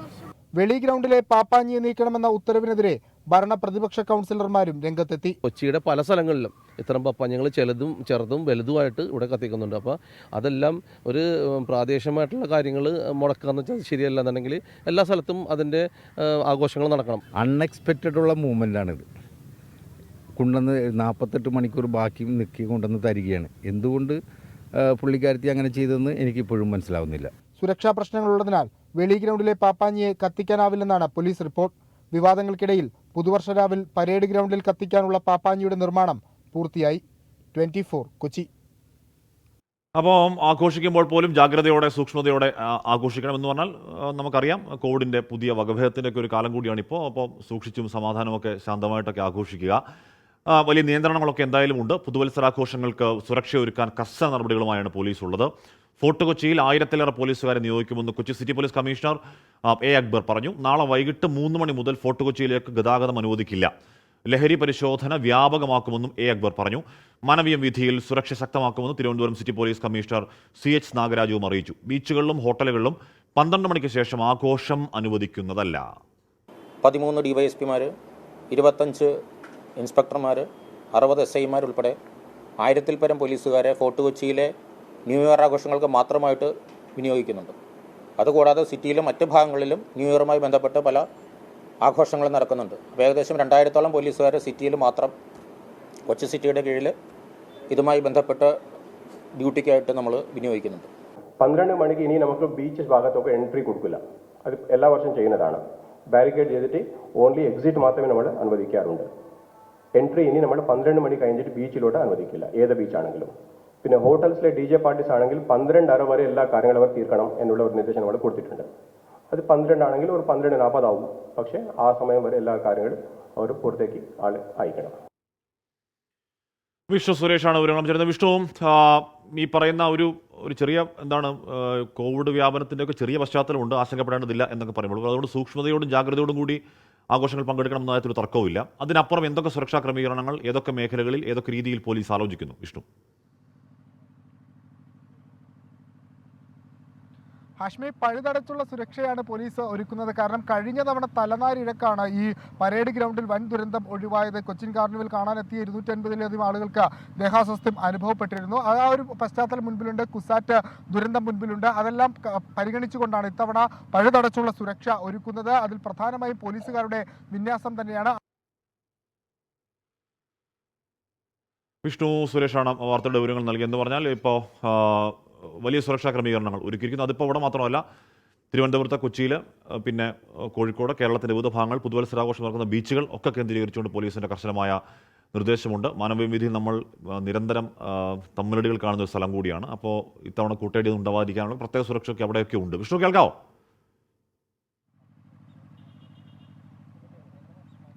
ഹാഷ്മി, ശക്തമായ സുരക്ഷ ഇവിടെ ഒരുക്കിയിട്ടുണ്ട് എന്നുള്ളത് അടിവരയിട്ട് പറയാൻ സാധിക്കും. കാരണം ഇതിനോടകം തന്നെ പോലീസുകാർ എത്തിയിട്ടുണ്ട്. അത് ഇപ്പോഴും തുടരുകയാണ്.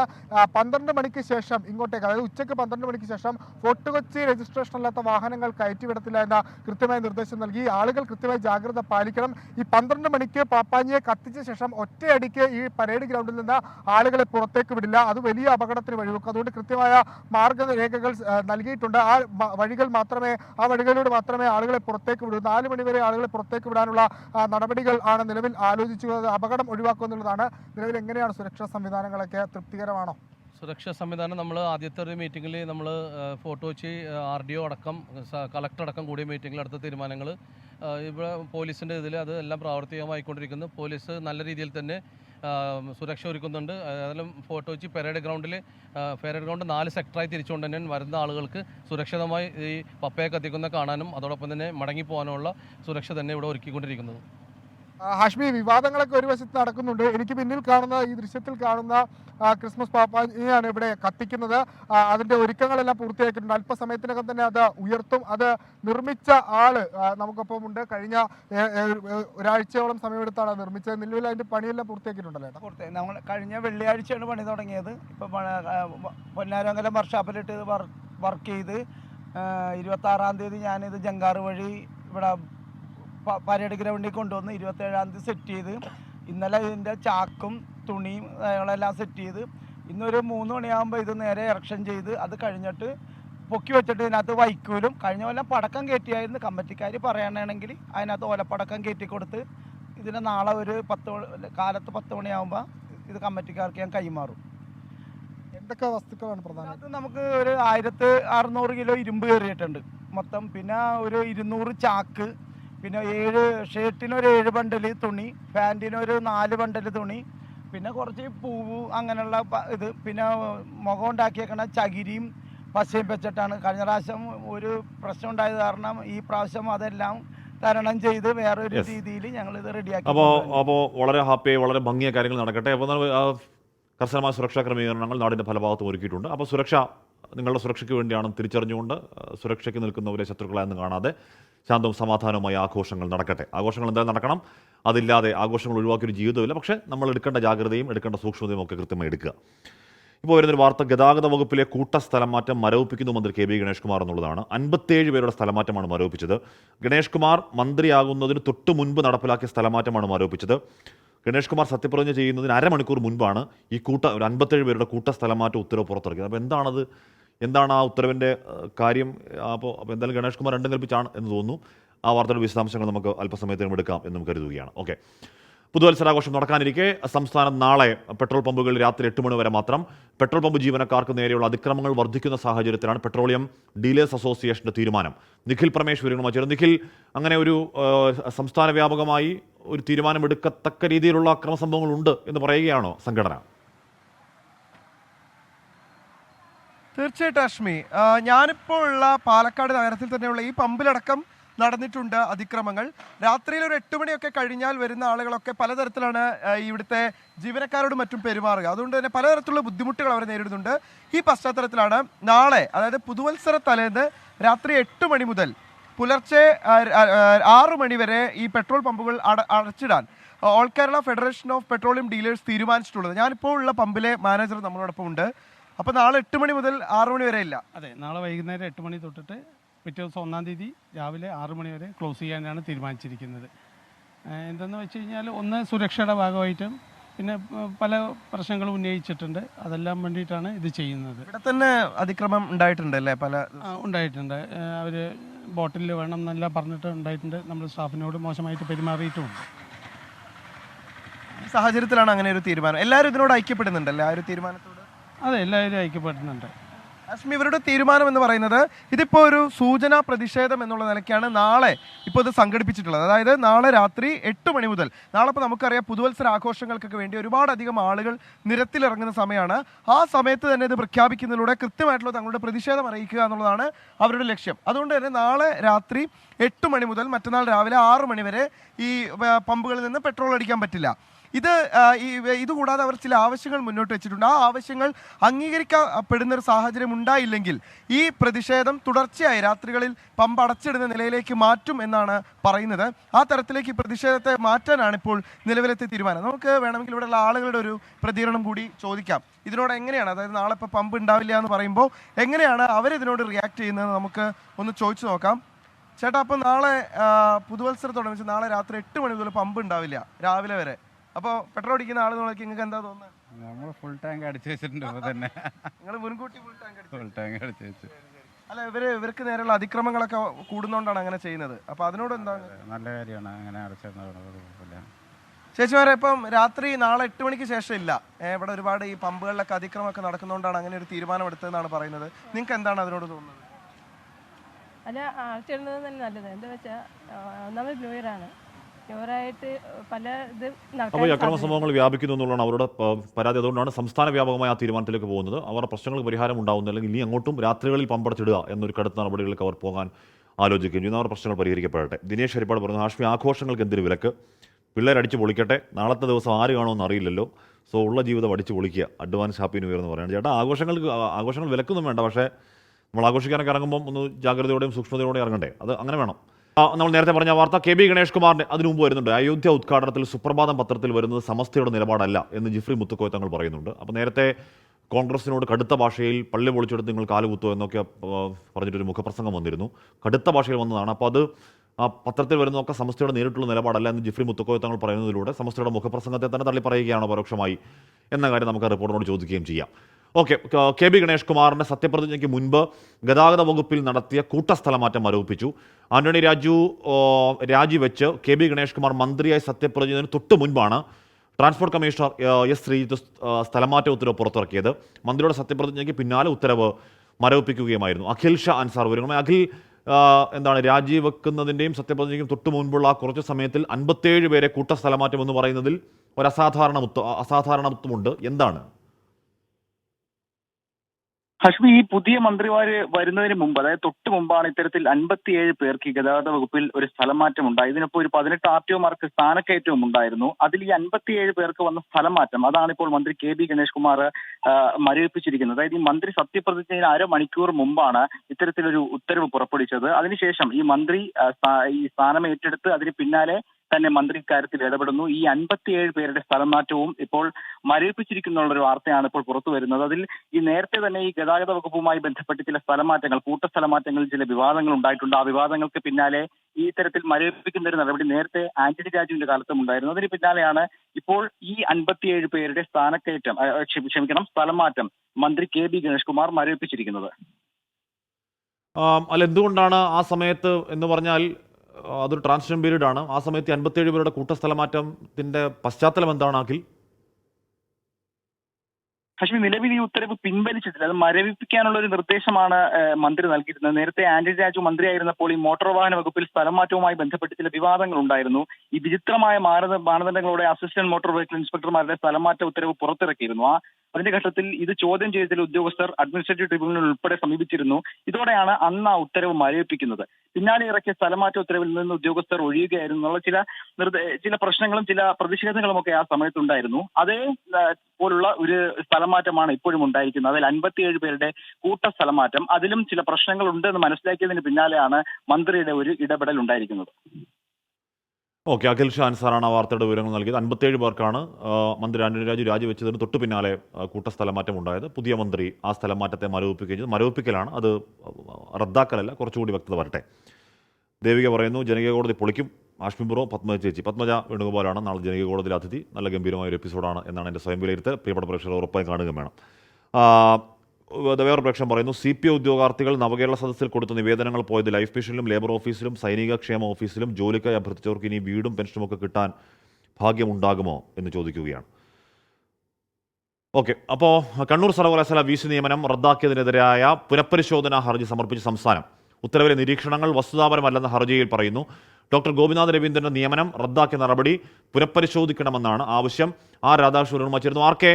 അതിലൊരു വ്യവഹാര വഴി ഇനിയില്ല എന്ന് അന്ന് മുൻ VC പറഞ്ഞു എന്നാണ് എൻ്റെ ഒരു ധാരണ, എൻ്റെ ഒരു ഓർമ്മ. അങ്ങനെയല്ല, വ്യവഹാര വഴി തുടരും, നിയമ പോരാട്ടം തുടരുകയാണോ സർക്കാർ? സംസ്ഥാന സർക്കാരാണ് ഹാഷ്മി ഇതിൽ പുനഃപരിശോധന ഹർജി നൽകിയിരിക്കുന്നത്. ഗോപിനാഥ് രവീന്ദ്രൻ അദ്ദേഹം നൽകിയിട്ടില്ല. ഇതിൽ സംസ്ഥാന സർക്കാർ പറയുന്നത്, സംസ്ഥാന സർക്കാരിനെ സംബന്ധിച്ച് ഇതിലുള്ള തിരിച്ചടി മന്ത്രിസ്ഥാനത്തുള്ള ചിലർ ചെലുത്തിയ സ്വാധീനത്തെക്കുറിച്ച് ഈ വിധിയിൽ പറയുന്നുണ്ട്. ആ വിധി ഒരുപക്ഷെ ഇങ്ങനെ തുടരുന്നത് സംസ്ഥാനത്തെ സംബന്ധിച്ച് വലിയ തിരിച്ചടിയായി പല സാഹചര്യങ്ങളിലും മാറുകയും ചെയ്യും. മറ്റ് കേസുകൾ വരുമ്പോഴും ഈ വിധത്തിലുള്ള സ്വാധീനം ചെലുത്താൻ സംസ്ഥാന സർക്കാർ മടിക്കില്ല എന്ന് ഉള്ള രീതിയിൽ അഭിപ്രായം കോടതികളിലേക്ക് ഉണ്ടാക്കാനായി ഈ വിധി കാരണമാകും. ഇതക്കാര്യങ്ങളെല്ലാം ചൂണ്ടിക്കാട്ടിയാണ് ഇപ്പോൾ സംസ്ഥാന സർക്കാർ സുപ്രീം കോടതി പുനഃപരിശോധനാ ഹർജിയുമായിട്ട് സമീപിച്ചിരിക്കുന്നത്. ഈ VC നിയമനം റദ്ദാക്കിയ നടപടി റദ്ദാക്കണം എന്നുള്ളതാണ് പ്രധാനപ്പെട്ട ആവശ്യം. ഒപ്പം ഇക്കാര്യത്തിൽ പ്രഖ്യാപിച്ചിട്ടുള്ള അഥവാ നടത്തിയിട്ടുള്ള നിരീക്ഷണങ്ങൾ അത് വസ്തുതാപരമല്ല, ഈ നിരീക്ഷണങ്ങൾ ഉൾപ്പെടെ തിരുത്തണം എന്നും സംസ്ഥാനം ആവശ്യപ്പെടുന്നുണ്ട്. ഏതായാലും കോടതി ഇപ്പോൾ പുതുവത്സര ആഘോഷങ്ങളുടെ ഒരു അവധി സമയത്തിലാണ്. അതിനുശേഷം കോടതി തുറക്കുമ്പോൾ ഈ കേസ് സുപ്രീം കോടതി പരിഗണിക്കും. RK ആണ് ആ വാർത്തയുടെ വിവരങ്ങൾ നൽകിയത്. അതിൽ ഉത്തരവിൽ വസ്തുതാപരമായ പ്രശ്നമുണ്ട്, തിരുത്തണം എന്നാവശ്യപ്പെട്ടാണ് സർക്കാരിന്റെ പുനഃപരിശോധനാ ഹർജി. ഇവിടെ ജോബ് ജോസഫ് പറഞ്ഞു. Hashmi, this is Jobin from Qatar. I think our police are not capable of crowd management and to provide proper safety. Is that the reason that we are not allowed to celebrate New Year after 12 AM? അങ്ങനെയുണ്ടോ? നമ്മുടെ പോലീസുകാർ അത്ര കഴിവില്ലാത്തവരൊന്നുമല്ല. അവർ crowd management ഒക്കെ പതിവുള്ളതാണ്, അറിവുള്ളതാണ്. പിന്നെ ഒരുപാട് ആളുകൾ കൂടുന്നതൊക്കെ ഉണ്ടാകാനുള്ള risk ഒഴിവാക്കാൻ 12 മണി കഴിഞ്ഞ് ആഘോഷം വേണ്ട എന്നൊരു തീരുമാനത്തിലേക്ക് എത്തിയാൽ പ്രശ്നമുണ്ടോ? കർണാടകയിൽ പൂട്ടിയിട്ട വീട്ടിൽ 5 പേരുടെ അസ്ഥികൂടം കണ്ടെത്തി. ചിത്രദുർഗ സ്വദേശിയായ ജഗന്നാഥ് റെഡ്ഡിയും കുടുംബവുമാണ് മരിച്ചതെന്നാണ് പ്രാഥമിക നിഗമനം. വീട്ടിൽ നിന്നും ആത്മഹത്യാക്കുറിപ്പ് കണ്ടെത്തിയതായ റിപ്പോർട്ടുകളുണ്ട്. 2019 മുതൽ ഈ വീട് പൂട്ടിക്കിടക്കുകയായിരുന്നു എന്ന് നാട്ടുകാർ പറയുന്നു. അപ്പോൾ എനിക്ക് തോന്നുന്നു അത്രയും വർഷത്തെ പഴക്കമുള്ള അസ്ഥികൂടങ്ങളാകണം അത്. ചിത്രദുർഗ ചല്ലക്കര ഗേറ്റിന് സമീപത്തെ വീട്ടിലാണ് അസ്ഥികൂടങ്ങൾ കണ്ടെത്തിയത്. സർക്കാർ ഉദ്യോഗസ്ഥനായിരുന്ന ജഗന്നാഥ് റെഡ്ഡി, ഭാര്യ പ്രേമ, മക്കളായ ത്രിവേണി, കൃഷ്ണ, നരേന്ദ്ര എന്നിവരാണ് മരിച്ചതെന്ന് പോലീസ് പ്രാഥമികമായി പറയുന്നു. വീടിന്റെ വാതിൽ പൊളിഞ്ഞുകിടക്കുന്നത് കണ്ട നാട്ടുകാരാണ് പോലീസിൽ വിവരം അറിയിച്ചത്. പോലീസ് നടത്തിയ പരിശോധനയിൽ 4 പേരുടെ അസ്ഥികൂടങ്ങൾ ഒരു മുറിയിലും ഒരസ്ഥികൂടം മറ്റൊരു മുറിയിലുമായിരുന്നു. നാട്ടുകാരുമായി അധികം അടുപ്പമില്ലാതിരുന്ന കുടുംബത്തെ അവസാനമായി കണ്ടത് 2019 നാട്ടുകാർ പറഞ്ഞു. കന്നഡയിലുള്ള ആത്മഹത്യാക്കുറിപ്പ് വീട്ടിൽ നിന്നും കണ്ടെത്തിയെന്നും സൂചനയുണ്ട്. DNA ഫോറൻസിക് പരിശോധനകൾക്ക് ശേഷമേ കൃത്യമായ വിവരങ്ങൾ നൽകാൻ സാധിക്കുമെന്നാണ് പോലീസ് പറയുന്നത്. 4 വർഷത്തോളമായിട്ട് മരിച്ച വിവരം അറിഞ്ഞില്ലെന്ന നാട്ടുകാരുടെ വാദം പോലീസ് മുഖവിലയ്ക്കെടുത്തിട്ടില്ല. കുടുംബത്തിന്റെ പൂർണ്ണമായ വിവരങ്ങൾ ശേഖരിച്ചു വരികയാണെന്നും എല്ലാ സാധ്യതകളും പരിശോധിക്കുമെന്നും ചിത്രദുർഗ പോലീസ് അറിയിച്ചു. 24 ബംഗളൂരു. അപ്പോൾ ഇത്രയും വർഷമായിട്ട് ആ വീട്ടിൽ ആരെങ്കിലും ഉണ്ടായിരുന്നോ? ആ വീട്ടിൽ താമസിക്കുന്നവരുടെ അവസ്ഥ എന്താണ് എന്നൊക്കെ നോക്കാനുള്ള അയലത്തൊന്നും ആരും ഇല്ലേ എന്നൊരു സ്വാഭാവിക സംശയം. അത്ര പേര് മരിച്ചവിടെ കിടന്നിട്ട് ആരും അറിയാതെ പോയി എന്നൊക്കെ പറയുന്നത് കഷ്ടമല്ലേ? വയനാട് പനമരം അമ്മാനിയിൽ തോട്ടിൽ അവശനിലയിൽ കണ്ടെത്തിയ പുലിയെ പിടികൂടി മൃഗപരിപാലന കേന്ദ്രത്തിലേക്ക് മാറ്റി. പുളിക്കൽ മാർക്കോസിന്റെ വീടിനടുത്തുള്ള കൃഷിയിടത്തിലെ തോട്ടിലാണ് പുലിയെ വയ്യാത്ത നിലയിൽ കണ്ടെത്തിയത്. വനമേഖലയോട് ചേർന്ന് കിടക്കുന്ന പ്രദേശത്താണ് പുലി സാന്നിധ്യം. ഇന്ന് രാവിലെ 6:30യോടെയാണ് മാർക്കോസിന്റെ ബന്ധുവായ ബിജു നായകുരയ്ക്കുന്ന ശബ്ദം കേട്ട് പുറത്തിറങ്ങിയത്. പരിശോധനയിൽ കൃഷിയിടത്തോട് ചേർന്ന തോട്ടിൽ പുലിയെ കണ്ടെത്തുകയായിരുന്നു. പുലി ആദ്യം ആക്രമിക്കാൻ ശ്രമിച്ചു. കൈക്കോട്ടുകളുടെ പിടി കടിച്ചു മുറിച്ചു. പിന്നീട് തോട്ടിൽ നിലയുറപ്പിക്കുകയായിരുന്നു. അവശത ഉണ്ടായിരുന്നുവെന്നാണ് നാട്ടുകാർ പറയുന്നത്. അവസ്ഥ എന്ന് പറഞ്ഞു കഴിഞ്ഞാൽ ചെറിയ എന്തോ ഒരു അവശതയുണ്ട്, എന്ത് പറ്റിയെന്നറിയില്ല, അവശതയുണ്ട്. അതുകൊണ്ട് മാത്രം ഞങ്ങൾ ഇവരെ കണ്ടവരൊക്കെ കഴിച്ചിലായി പോയതാണ്. എന്ന് പറഞ്ഞാൽ സ്വാഭാവികമായിട്ട് കണ്ടമാനം ശല്യമുള്ള ഒരു ഏരിയ ആണ്. പരിക്കാണ്, രോഗമാണെന്ന് അറിയില്ല. അവരാരും സ്ഥിരീകരിച്ചില്ല. രോഗമാണെന്ന് കഴുത്ത് താത്തിയാണ് വെച്ചിരിക്കുന്നത്. രോഗമാണെന്ന് ഉള്ളൊരു ചെറിയ സംശയം ഉണ്ട്, പറയുന്നുണ്ട്, അവർ പറയുന്നുണ്ട്. വയനാട് സൗത്ത് DFO ഷജന കരീമും ഫോറസ്റ്റ് വെറ്ററിനറി ഓഫീസർ അജേഷ് മോഹൻദാസും RRT സംഘവും സ്ഥലത്തെത്തി. നിമിഷങ്ങൾക്കുള്ളിൽ വലവിരിച്ച് പുലിയെ പിടികൂടി.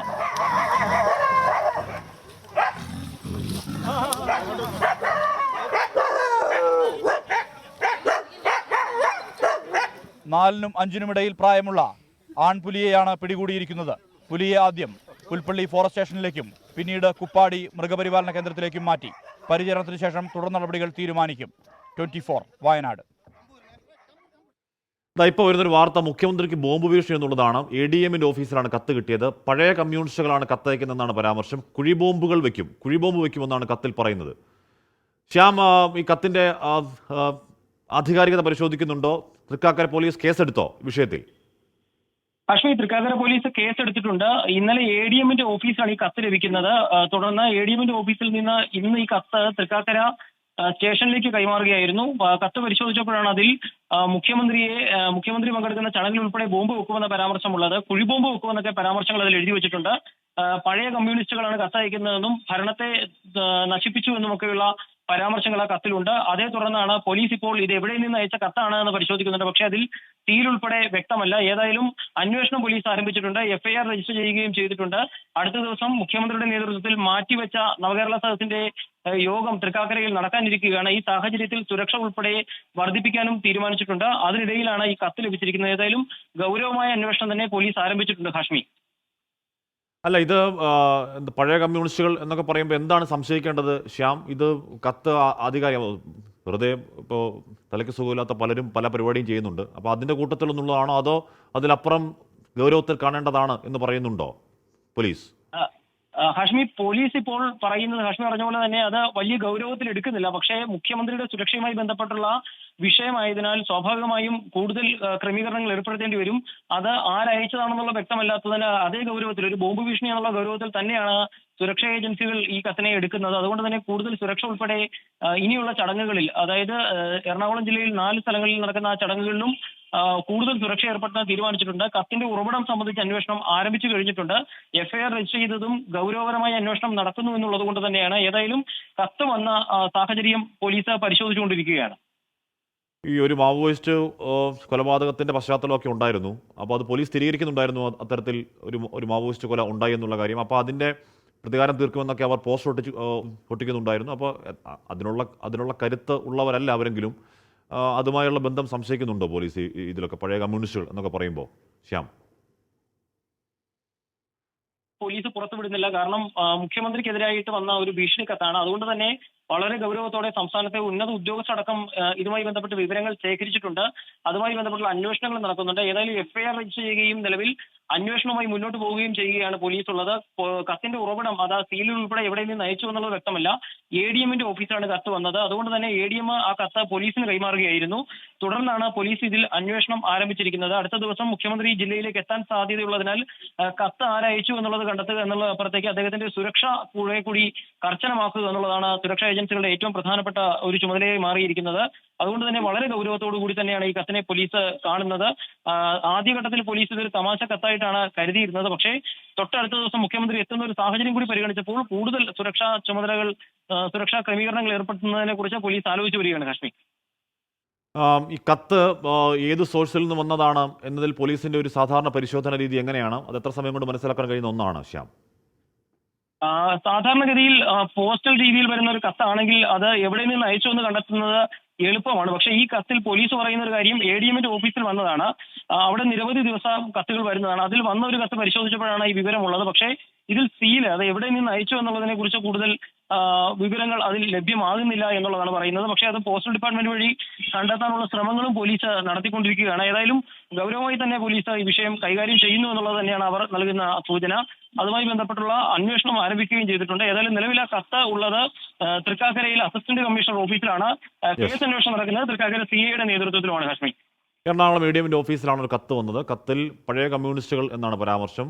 കുഴിബോംബ് വയ്ക്കും എന്നുള്ളതാണ് ഭീഷണി. അപ്പോൾ സ്വാഭാവികമായും ഈ കത്ത് എത്രത്തോളം ഗൗരവത്തിലുള്ളതാണ്, ആ കത്തിൻ്റെ എത്രത്തോളം സാധൂകരിക്കാൻ കഴിയുന്ന, സ്ഥിരീകരിക്കാൻ കഴിയുന്ന കത്താണ് എന്നുള്ള അന്വേഷണമൊക്കെ നടക്കുന്നുണ്ട്. പക്ഷേ അതിനോടൊപ്പം തന്നെ മുഖ്യമന്ത്രിയുടെ സുരക്ഷ വർദ്ധിപ്പിക്കുക എന്ന ഒരു സ്വാഭാവിക പ്രക്രിയ അതിൻ്റെ കൂട്ടത്തിൽ നടക്കുന്നുമുണ്ട്. എന്തായാലും കത്തെഴുതിയത് ആര് എന്ന വിവരം കൂടി പുറത്തേക്ക് വരട്ടെ. പ്രിയപ്പെട്ട പ്രേക്ഷകരൊക്കെ ഭക്ഷണം കഴിക്കാത്തവർക്ക് ഭക്ഷണം കഴിക്കുക. കൂടുതൽ പ്രേക്ഷകരും ചോറുണ്ടാകും എന്ന് കരുതുകയുമാണ്. അനിൽ കൊല്ലങ്കോട് പറയുകയാണ്, ആഷ്മി, ഞങ്ങളുടെ കൊല്ലങ്കോട് ഇടച്ചിറ അയ്യപ്പൻ പാട്ട് മഹോത്സവമാണ്, ഒരു ആശംസ പറയണം. അപ്പോൾ ഇടച്ചിറയിലെ അയ്യപ്പൻ പാട്ട് മഹോത്സവത്തിനില്ലാതെ ആശംസകളും അനിലേട്ട. ആഷ്മി, ഇത് പാർട്ടിക്കാരുടെ സ്റ്റണ്ടായിരിക്കും, ചെയ്യുന്നവർ ആരെങ്കിലും പറയുമോ ആർക്ക് അയാളെ വേണമെന്ന് ഓർക്കിഡ് പറയുന്നുണ്ട്. അപ്പോൾ അങ്ങനെ ബോംബ് ഭീഷണിക്ക് പോലും അനുകൂലം പ്രതികൂലമായിട്ട് കമൻറ്റ് വരുന്നുണ്ട്. എന്ന് പറഞ്ഞാൽ അത് അന്വേഷിക്കട്ടെ, പോലീസ് അന്വേഷിക്കട്ടെ. എന്നാൽ നമ്മുടെ മുഖ്യമന്ത്രിക്കെതിരെ വന്ന ഒരു ബോംബ് ഭീഷണിയാണ്. അപ്പോൾ ഉറപ്പായും അന്വേഷിക്കണം. അന്വേഷിച്ച് ആരാണ് ആ കത്തിന് പിന്നിൽ എന്ന് കണ്ടെത്തണം. അതങ്ങനെ ഗൗരവത്തിലെടുക്കേണ്ട കത്താണോ എന്നുള്ളതിനെക്കുറിച്ച് പോലീസിന് ഇപ്പോൾ സംശയമുണ്ട്. പക്ഷേ ഉറപ്പായും അന്വേഷിക്കണമല്ലോ. അങ്ങനെയാണ് അതിൻ്റെ രീതി. പുതിയ മന്ത്രിമാരുടെ സത്യപ്രതിജ്ഞയ്ക്ക് ശേഷം ഗവർണറും സർക്കാരും തമ്മിലുള്ള തർക്കം രൂക്ഷമാകുന്നു. സത്യപ്രതിജ്ഞാ ചടങ്ങിൽ മുഖ്യമന്ത്രിക്ക് മുഖം നൽകാതിരുന്ന ഗവർണറുടെ നടപടിയെ വിമർശിച്ച് മന്ത്രി VN വാസവൻ രംഗത്തെത്തി. ചെലവിനായി 5 ലക്ഷം രൂപ സർക്കാരിൽ നിന്ന് മുൻകൂർ വാങ്ങിയാണ് രാജ്ഭവൻ സത്യപ്രതിജ്ഞാ ചടങ്ങ് നടത്തിയത്. മന്ത്രിമാരുടെ സത്യപ്രതിജ്ഞാ ചടങ്ങിൽ ഗവർണറും മുഖ്യമന്ത്രിയും പരസ്പരം മുഖത്തു നോക്കുകയോ അഭിവാദ്യം ചെയ്യുകയോ ഉണ്ടായില്ല. ഒന്നും സംസാരിക്കാതെ ഗവർണർ വേദി വിട്ടിറങ്ങുകയും മുഖ്യമന്ത്രിയും മന്ത്രിമാരും ഗവർണറുടെ ചായ സൽക്കാരം ബഹിഷ്കരിക്കുകയും ചെയ്തു. ഇതിന് പിന്നാലെയാണ് ഗവർണറെ രൂക്ഷമായി വിമർശിച്ച മന്ത്രി VN വാസവൻ രംഗത്തെത്തിയത്. വീഴ്ച മുഖ്യമന്ത്രിയുടേതല്ല, ഗവർണറുടേതാണെന്ന് മന്ത്രി. രാജ്ഭവനിലാണ് ഈ ചടങ്ങ് നടക്കുന്നത്. ഗവർണറുടെ ആസ്ഥാനത്ത് ഗവർണറാണ് അതിൻ്റെ തലവനായും ആതിഥേയനായും അവിടെ പ്രവർത്തിക്കുന്നത്. മുഖ്യമന്ത്രി ഉൾപ്പെടെ മന്ത്രിമാരും ശിഷ്ടാദികളും ഒക്കെ വരുമ്പോൾ ആ ആതിഥേയ സംസ്കാരത്തിൻ്റെ ഉന്നതമായ നിലവാരം പുലർത്തേണ്ടത് ഗവർണറാണ്. ഗവർണർ യഥാർത്ഥത്തിൽ ഗവർണറുടെ പുറകെ മുഖ്യമന്ത്രി കയറി ചെല്ലുമ്പോൾ മിനിമം ഒന്ന് വിഷയെങ്കിലും ചെയ്യണ്ടേ, പരസ്പരം ഒരു ഹസ്തദാനം നടക്കണ്ടേ, അല്ലെങ്കിൽ എന്തെങ്കിലും ഒരു കാര്യം അങ്ങനെ സംസാരിക്കാൻ മുഖം ഒന്ന് തിരിഞ്ഞു കൊടുക്കണ്ടേ. അതിന് പകരം അദ്ദേഹം സ്ഥലത്തോട്ട് പോലും നോക്കാതെ അദ്ദേഹം എടുത്ത് അദ്ദേഹത്തിൻ്റെ മുഖഭാവവും അദ്ദേഹത്തിൻ്റെ സമീപനവും വാസ്തവത്തിൽ ആരിഫ് മുഹമ്മദ് ഖാന് യോജിച്ചതായിരിക്കാം, പക്ഷേ ഗവർണർക്ക് യോജിച്ചതല്ല. മന്ത്രിമാരുടെ സത്യപ്രതിജ്ഞയുടെ ചെലവ് സർക്കാരിൽ നിന്ന് മുൻകൂർ വാങ്ങിയാണ് രാജ്ഭവൻ ചടങ്ങ് നടത്തിയത്.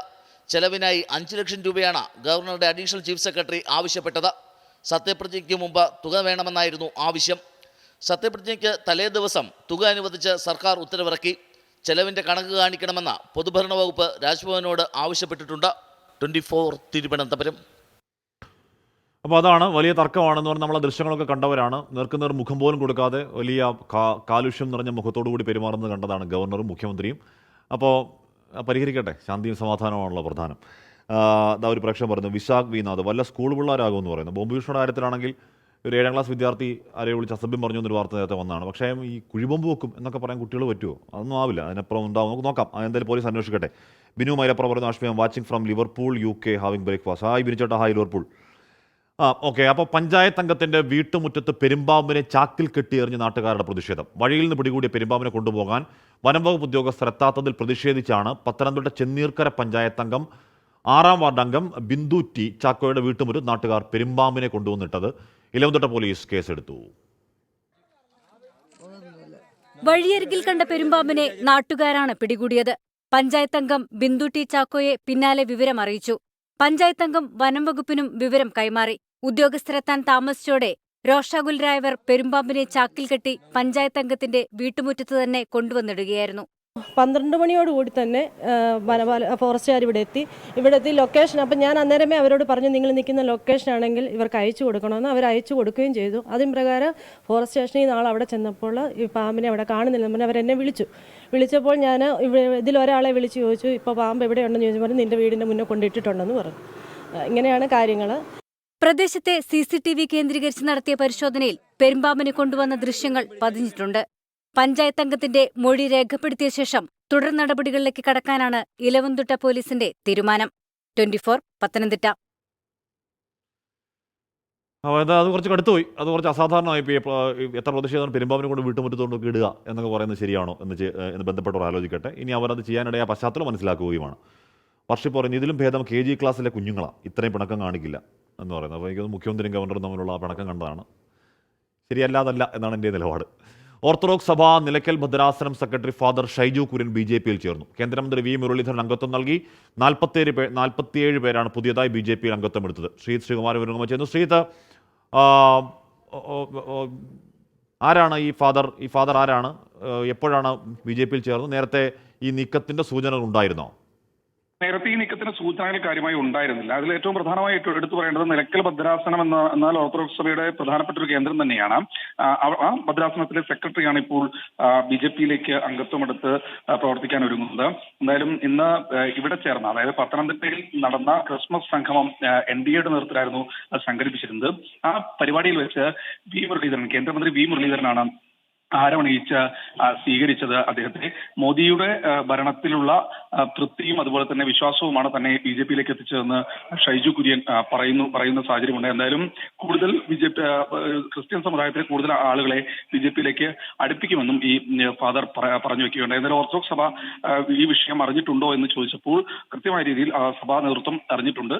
ഒരു വ്യക്തിപരമായ തീരുമാനമാണ് എന്നാണ് ഈ ഫാദർ പറഞ്ഞത്. ഓക്കെ, കേന്ദ്രമന്ത്രി വി മുരളീധരൻ അംഗത്വം നൽകിയത്. നമുക്കറിയാം ഒരു ക്രൈസ്തവ നയതന്ത്രം ഈ ക്രിസ്മസിന് വീടുകളിലേക്കൊക്കെ എത്തുക പോലുള്ള അതിൻ്റെ തുടർച്ചയിലാവണം ഒരുപക്ഷെ ഒരു ഫാദറിനെ പാർട്ടിയിൽ ചേർക്കാനുള്ള ആലോചന തീരുമാനം. എന്തായാലും അതങ്ങനെ സജീവമായി പുരോഗമിക്കുകയാണ്. ഇവിടെ വസന്തകുമാരി പറയുന്നു പാമ്പ് ബോംബ് എല്ലാവർക്കും ഭീഷണി എന്ന് പറയുകയാണ്. ഉത്തരേന്ത്യയിൽ പിടിമുറുക്കുന്ന അതിശൈത്യം, കനത്ത മൂടൽമഞ്ഞ് റെയിൽ വ്യോമഗതാഗതത്തെ ബാധിച്ചു. 30 ട്രെയിനുകളും ഡൽഹി വിമാനത്താവളത്തിൽ നിന്നുള്ള 80 വിമാനങ്ങളും വൈകി. ഡൽഹിയിൽ വായുമലിനീകരണവും അതിരൂക്ഷമാണ്. കഴിഞ്ഞ ഒരാഴ്ചയായി ഉത്തരേന്ത്യ അതിശൈത്യത്തെ നേരിടുകയാണ്. താപനില 9 ഡിഗ്രി സെൽഷ്യസിലേക്ക് താഴ്ന്നു. കനത്ത മൂടൽമഞ്ഞിൽ കാഴ്ച പറഞ്ഞതോടെ ട്രെയിൻ വിമാന സർവീസുകൾ പ്രതിസന്ധിയിലായി. നിരവധി ട്രെയിനുകളും വിമാനങ്ങളും വൈകി. പലയിടങ്ങളിലും റോഡ് ഗതാഗതവും തടസ്സപ്പെട്ടു. താപനില കുറഞ്ഞതും കാറ്റിന്റെ വേഗത കുറഞ്ഞതും ഡൽഹിയിൽ വായു മലിനീകരണ തോത് ഉയർത്തി. ഒരാഴ്ചയായി എയർ ക്വാളിറ്റി ഇൻഡെക്സ് 400 മുകളിൽ തുടരുന്നു.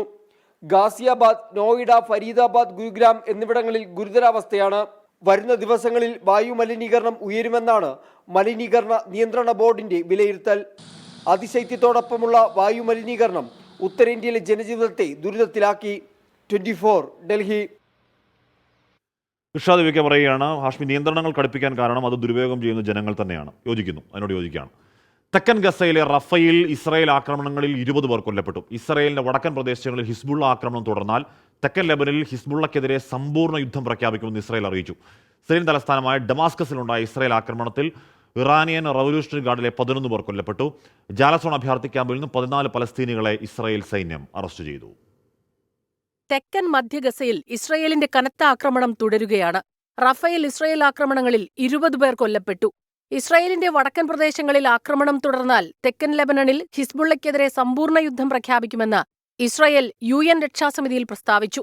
ഇസ്രയേൽ ആക്രമണങ്ങൾക്കെതിരെ ദക്ഷിണാഫ്രിക്ക അന്താരാഷ്ട്ര നീതിന്യായ കോടതിയിൽ കേസ് ഫയൽ ചെയ്തു. ഗസയിൽ നടക്കുന്നത് വംശഹത്യയാണെന്ന് ദക്ഷിണാഫ്രിക്കയുടെ പരാതിയിലുണ്ട്. ദക്ഷിണാഫ്രിക്കയുടെ നടപടിയെ ഇസ്രയേൽ രൂക്ഷമായി വിമർശിച്ചു. ഗസ പകർച്ചവ്യാധി ഭീഷണിയിലാണെന്ന് ലോകാരോഗ്യ സംഘടനാ മേധാവി ടെഡ്രോസ് അദനം വ്യക്തമാക്കി. സിറിയൻ തലസ്ഥാനമായ ദമാസ്കസിലുണ്ടായ ഇസ്രയേൽ ആക്രമണത്തിൽ ഇറാനിയൻ റവല്യൂഷണറി ഗാർഡിലെ 11 പേർ കൊല്ലപ്പെട്ടു. വടക്കൻ റാമള്ളയിലെ ജലസോൺ അഭയാർത്ഥി ക്യാമ്പിൽ നിന്ന് 14 പലസ്തീൻ പൗരന്മാരെ ഇസ്രയേൽ സൈന്യം അറസ്റ്റ് ചെയ്തു. ഗസയിൽ കൊല്ലപ്പെട്ട പലസ്തീൻ പൗരന്മാരുടെ എണ്ണം 21,507 ആയി. International desk 24. അപ്പോൾ അവിടെ ഒരു മര്യാദയില്ലാത്ത കുരുതി, കുഞ്ഞുങ്ങളെയും സ്ത്രീകളെയും ഒക്കെ കൊന്നൊടുക്കുന്ന ഇസ്രായേലിൻ്റെ കൂട്ടക്കുരുതി അവിടെ നിർബാധം തുടരുകയാണ്. അതേസമയം തന്നെ അവരുടെ ബന്ധുക്കളെ വിട്ടുകിട്ടാത്തതിൽ അവരുടെ IDF-ന്റെ സൈനികർ അവിടെ കാര്യമായി കൊല്ലപ്പെടുന്നതിലൊക്കെ അവർക്ക് വെടിനിർത്തൽ ആവശ്യമുണ്ട്. അപ്പോൾ അതിൻ്റെ ഒരു സമാന്തര ചർച്ച കെയ്റോയിലൊക്കെ ഇപ്പോഴും നടക്കുന്നുമുണ്ട്. നോക്കാം. ഡൽഹിയിലെ ഇസ്രായേൽ എംബസിക്ക് അടുത്തുണ്ടായ സ്ഫോടനത്തിൽ പോലീസ് കേസെടുത്തു. 5-ാം ദിവസവും പ്രതികളിലേക്ക് എത്താൻ കഴിയാതെ പോലീസ് വലയുകയാണ്. ഇസ്രായേൽ എംബസിക്ക് സമീപത്തെ നിയന്ത്രിത സ്ഫോടനത്തിന്റെ 5-ാം ദിവസമാണ് ഡൽഹി പോലീസ് FIR രജിസ്റ്റർ ചെയ്യുന്നത്. സ്ഫോടക വസ്തു നിയമത്തിലെ സെഷൻ 3 പ്രകാരമാണ് തുഗ്ലക് റോഡ് പോലീസ് അജ്ഞാതർക്കെതിരെ കേസെടുത്തത്. പൃഥ്വിരാജ് റോഡിലുണ്ടായ സ്ഫോടനത്തിൽ 5-ാം ദിവസവും പോലീസ് പ്രതികൾക്കായി ഇരുട്ടിൽ തപ്പുകയാണ്. ജാമിയ നഗർ മെട്രോ സ്റ്റേഷനിൽ നിന്ന് ഓട്ടോയിലെത്തിയ വ്യക്തിയാണ് സ്ഫോടനം നടത്തിയതെന്ന നിഗമനത്തിലാണ് അന്വേഷണം തുടരുന്നത്. ഇതുവരെ 12 പേരെ ചോദ്യം ചെയ്തു. ദൃക്സാക്ഷിയിൽ നിന്ന് മൊഴിയെടുത്തു. സ്ഫോടനത്തിനു പിന്നാലെ ഫോറൻസിക് സംഘം നടത്തിയ പരിശോധനയുടെ റിപ്പോർട്ട് കഴിഞ്ഞ ദിവസം ഡൽഹി പോലീസിന് കൈമാറിയിരുന്നു. NSGയും സ്ഥലത്തെ പരിശോധന പൂർത്തിയാക്കി. ചൊവ്വാഴ്ച വൈകിട്ട് 5:10 ഇസ്രായേൽ എംബസിയിൽ നിന്ന് 250 മീറ്റർ അകലെ സ്ഫോടനമുണ്ടായത്. 24 ഡൽഹി. ഇവിടെ മീനാക്ഷി റുജി പറയുന്നു, മുഖ്യനും ഗവർണറും നാത്തൂൻ പോലെ തോന്നി. ഇതൊന്നും കാര്യം ഉണ്ടാക്കേണ്ട ഒരു പായസം ഉണ്ടാക്കിയാൽ തീരുന്ന പ്രശ്നമേ ഉള്ളൂ എന്ന് പറയുകയാണ്. നാത്തുമ്പോരെന്ന് പറയില്ലേ. എന്നാൽ പക്ഷേ നമ്മൾ കണ്ടതാണ് ഇപ്പം ഇവർ തമ്മിലുള്ള അതിഭീകര ഏറ്റുമുട്ടലും പിന്നീട് അതിനുശേഷം ഭയങ്കര വലിയ കോംപ്രമൈസിൽ വലിയ സ്നേഹത്തിൽ പോകുന്നതും ഒക്കെ നമ്മൾ കണ്ടതാണ്. അപ്പോൾ അതുപോലെ ഒരു കോംപ്രമൈസിലേക്ക് കാര്യങ്ങൾ എത്തട്ടെ എന്നാണ് പറയുന്നത്. എന്താണ് പരസ്പരം ഒരു 2 ഭരണഘടനാ സ്ഥാപനങ്ങളാണ് കൈകോർത്ത് പിടിച്ച് ശാന്തമായി പോകുന്നതാണ് സംസ്ഥാനത്തിൻ്റെ ഭരണത്തിന് നല്ലത്. അപ്പോൾ അതുകൊണ്ട് എത്രയും പെട്ടെന്ന് കോംപ്രമൈസിലേക്ക് എത്തട്ടെ. അപ്പോൾ ഇപ്പം കാണിക്കുന്ന ഈ ദേഷ്യവും ഒരു വർഷവും ഒക്കെ താൽക്കാലികമാകട്ടെ എന്ന് ഈ ന്യൂ ഇയർ സമാഗതമാകുന്ന ഈ നല്ല വേളയിൽ ആശംസിക്കുകയുമാണ്. വൈദ്യുതി പ്രതിസന്ധിയിൽ KSEBക്ക് ആശ്വാസം. കുറഞ്ഞ വിലയ്ക്കുള്ള 465 മെഗാവാട്ടിന്റെ ദീർഘകാല കരാറുകൾ റെഗുലേറ്ററി കമ്മീഷൻ പുനഃസ്ഥാപിച്ചു. യൂണിറ്റിന് ₹4.29 വൈദ്യുതി ലഭ്യമാകും. KSEB വൈദ്യുത കമ്പനികളുമായി ഒപ്പുവെച്ച കുറഞ്ഞ നിരക്കിലുള്ള കരാറുകൾ റെഗുലേറ്ററി കമ്മീഷൻ നേരത്തെ റദ്ദാക്കിയിരുന്നു. സാങ്കേതിക കാരണങ്ങൾ ചൂണ്ടിക്കാട്ടിയായിരുന്നു നടപടി. ഇതേ തുടർന്ന് സംസ്ഥാനത്ത് ഗുരുതരമായ വൈദ്യുതി പ്രതിസന്ധി ഉണ്ടായി. ഉയർന്ന തുകയ്ക്ക് വൈദ്യുതി വാങ്ങേണ്ടി വന്നത് ബോർഡിന് അധിക ബാധ്യതയായി. കരാറുകൾ പുനഃസ്ഥാപിക്കാൻ സർക്കാർ റെഗുലേറ്ററി കമ്മീഷനോട് ആവശ്യപ്പെട്ടു. തുടർന്ന് തെളിവെടുപ്പ് നടത്തിയ ശേഷമാണ് കരാറുകൾ പുനഃസ്ഥാപിച്ചത്. ഉൽപാദന കമ്പനികൾ കരാർ അനുസരിച്ച് ഉടൻ വൈദ്യുതി നൽകി തുടങ്ങണമെന്നും കമ്മീഷൻ നിർദ്ദേശിച്ചു. Jindal power, Jindal India thermal power, Jambuva എന്നീ കമ്പനികളുമായാണ് കരാർ. വൈദ്യുതി നൽകുന്നുണ്ടോ എന്ന് KSEB 1 മാസത്തിനകം കമ്മീഷന് റിപ്പോർട്ട് നൽകണം. വൈദ്യുതി നൽകിയില്ലെങ്കിൽ കമ്പനികൾക്കെതിരെ നടപടിയുണ്ടാകും. കരാറുകൾ റദ്ദാക്കിയ ശേഷം പവർ എക്സ്ചേഞ്ചിൽ നിന്ന് 10 രൂപയ്ക്ക് മുകളിൽ വൈദ്യുതി വാങ്ങിയാണ് ബോർഡ് പ്രതിസന്ധി ഒഴിവാക്കുന്നത്. 24 തിരുവനന്തപുരം. ഓക്കെ, അപ്പോൾ തമിഴ്നാട് പുതുക്കോട്ടയിൽ നിയന്ത്രണം വിട്ടൊരു ട്രക്ക് ചായക്കടയിലേക്ക് പാഞ്ഞു കയറി 5 പേർ മരിച്ചു. 3 വയസ്സുകാരുൾപ്പെടെ 19 പേർക്കാണ് പരിക്ക്. ചെന്നൈ തിരുവള്ളൂർ ജില്ലയിൽ നിന്നും തീർത്ഥാടനത്തിനായി പുറപ്പെട്ട സംഘമാണ് അപകടത്തിൽപ്പെട്ടത്. തിരുച്ചിറപ്പള്ളി രാമേശ്വരം ദേശീയപാതയിൽ നമനസമുദ്രത്തിനടുത്ത് ഇന്ന് പുലർച്ചെ 4:30യോടെയാണ് അപകടം. വിവിധ ക്ഷേത്രങ്ങളിലേക്ക് തീർത്ഥാടനത്തിനായി 3 വാഹനങ്ങളിലായി പുറപ്പെട്ട സംഘം ചായ കുടിക്കുന്നതിനിടെ നിയന്ത്രണം വിട്ട ലോറി കടയിലേക്ക് ഇടിച്ചു കയറുകയായിരുന്നു. തിരുവള്ളൂർ സ്വദേശികളായ ഗോകുലകൃഷ്ണൻ, സുരേഷ്, സതീഷ്, ജഗന്നാഥൻ, ശാന്തി എന്നിവരാണ് മരിച്ചത്. 4 പേർ സംഭവസ്ഥലത്തും ഒരാൾ ആശുപത്രിയിലുമാണ് മരിച്ചത്.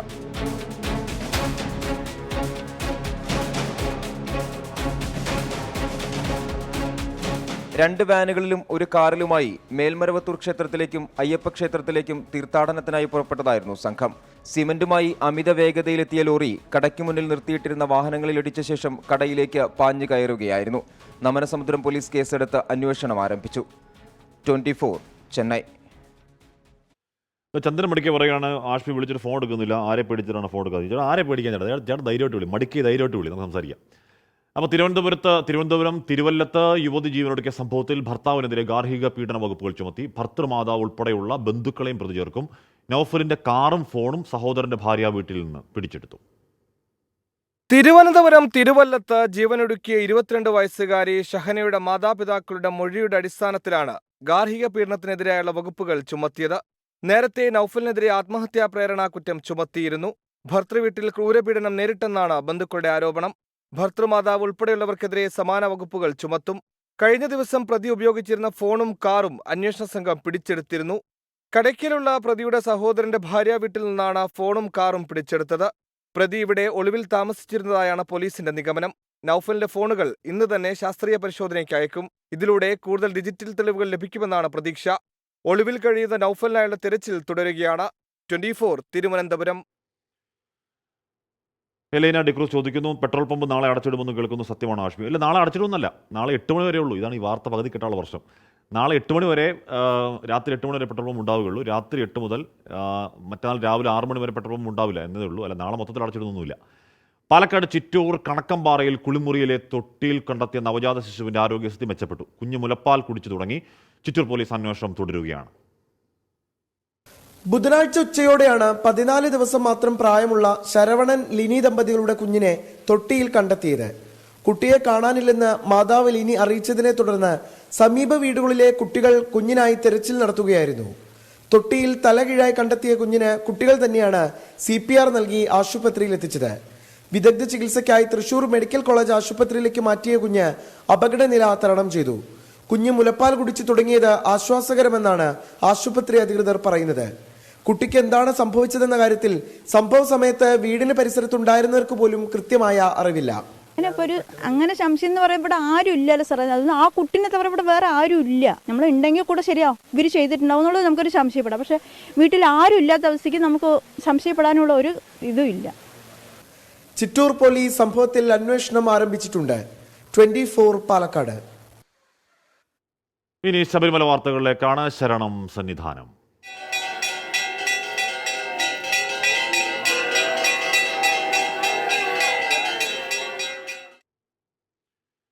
മകരവിളക്ക് മഹോത്സവത്തിനായി ശബരിമല നട ഇന്ന് തുറക്കും. വൈകിട്ട് 5 മണിക്കാണ് നട തുറക്കൽ. ജനുവരി 15 മകരവിളക്ക്. തന്ത്രി കണ്ഠരര് മഹേഷ് മോഹനരുടെ കാർമ്മികത്വത്തിൽ മേൽശാന്തി PN മഹേഷ് നമ്പൂതിരിയാണ് നട തുറക്കുക. പിന്നീട് ആഴിയിൽ അഗ്നി പകരും. ജനുവരി 12 എരുമേലിപ്പേട്ട തുള്ളൽ, 13 പന്തളം കൊട്ടാരത്തിൽ നിന്ന് തിരുവാഭരണ ഘോഷയാത്ര പുറപ്പെടും. ജനുവരി 15 മകരവിളക്ക്. മണ്ഡലകാലത്തിന്റെ ആദ്യഘട്ടത്തിലുണ്ടായ പിഴവുകൾ പരിഹരിച്ച് തീർത്ഥാടകർക്ക് സുഗമമായ ദർശനമൊരുക്കാനുള്ള തയ്യാറെടുപ്പിലാണ് പോലീസും ദേവസ്വം ബോർഡും. എല്ലാ പോലീസ് ഉദ്യോഗസ്ഥർക്കും ഇവിടെ വെച്ച് വ്യക്തമായിട്ടുള്ള ബ്രീഫിംഗ് എന്തൊക്കെ ചെയ്യേണ്ടതാണ്, എങ്ങനെ ഭക്തർക്ക് നല്ല രീതിയിൽ ദർശനം ഉണ്ടാക്കണം, എങ്ങനെ ക്രൗഡ് മാനേജ്മെന്റ് ചെയ്യണം, ഇതൊക്കെ നമ്മൾ നല്ല രീതിയിൽ ബ്രീഫ് ചെയ്തിട്ടുണ്ട്. അവരവരെ പോയിന്റ് ഡ്യൂട്ടിയെ മനസ്സിലാക്കി പറഞ്ഞിട്ടുണ്ട്. ഇപ്പോൾ എല്ലാ ഓഫീസേഴ്സ് അവരവരെ ജോലി സ്ഥലമൊക്കെ ചെല്ലുന്നുണ്ട്. അപ്പോൾ ഇനി ഇന്ന സ്വാമികൾ അവിടെ പമ്പയിൽ നിന്ന് വിടാൻ തുടങ്ങും. വിട്ട ശേഷം നമ്മൾ ഇവിടെ ഉള്ള ഭക്തർക്ക് വേണ്ടിയുള്ള എല്ലാ ക്രൗഡ് മാനേജ്മെന്റ് ഫെസിലിറ്റീസും സന്നിധാനത്തിൽ റെഡിയാണ്. ശബരിപീഠം മുതൽ സന്നിധാനം വരെ 36 കേന്ദ്രങ്ങളിൽ സിവിൽ ഡിഫൻസ് വോളണ്ടിയർമാരെ വിന്യസിക്കാനാണ് തീരുമാനം. ഇവിടെ വിവിധ വകുപ്പുകളിൽ ഉദ്യോഗസ്ഥരുടെ സേവനവും ഉണ്ടാകും. 24 പത്തനംതിട്ട. മകരവിളക്ക് മഹോത്സവത്തിനായി ശബരിമല നട ഇന്ന് തുറക്കും. വൈകിട്ട് 5 മണിക്കാണ് നട തുറക്കൽ. ജനുവരി 15-നാണ് മകരവിളക്ക്. അപ്പോൾ അതാണ് ഇവിടെ കാസിം ദുർക്കാക്കര പറയുന്നു, സ്ത്രീധനം ചോദിക്കുന്നവരുടെ സ്വത്ത് കണ്ടുകെട്ടാൻ നിയമം വേണം. ഒരു തർക്കം വേണ്ട, ആ നിയമം പരമാവധി കടുപ്പിക്കുകയാണെങ്കിൽ കടുപ്പിക്കുക ഏറ്റവും നല്ലത്. പക്ഷേ പോർക്കാൻ പോലും വയ്യ പാവം കുഞ്ഞ് എന്ന് പറയുന്നു. എന്ന് പറഞ്ഞാൽ ആ തൊട്ടിയിൽ വീണ കുഞ്ഞിൻ്റെ കാര്യമെന്ന് തോന്നുന്നു. ഒരു 4 പെൺകുട്ടികളാണ് രക്ഷപ്പെടുത്തിയത്. അപ്പോൾ അതിൻ്റെ അന്വേഷണം നമുക്ക് നടക്കട്ടെ. തൃശ്ശൂർ പൂരം നടത്തിപ്പിലെ പ്രതിസന്ധിക്ക് പരിഹാരമായതോടെ ഒരുക്കങ്ങളിലേക്ക് കടന്നു ദേവസ്വങ്ങൾ. ജനുവരി ആദ്യ വാരത്തോടെ പൂരം എക്സിബിഷന് വേണ്ട നിർമ്മാണ ജോലികൾ തുടങ്ങും. ഏപ്രിലിൽ പൂരം എക്സിബിഷൻ തുടങ്ങാനാണ് നീക്കം.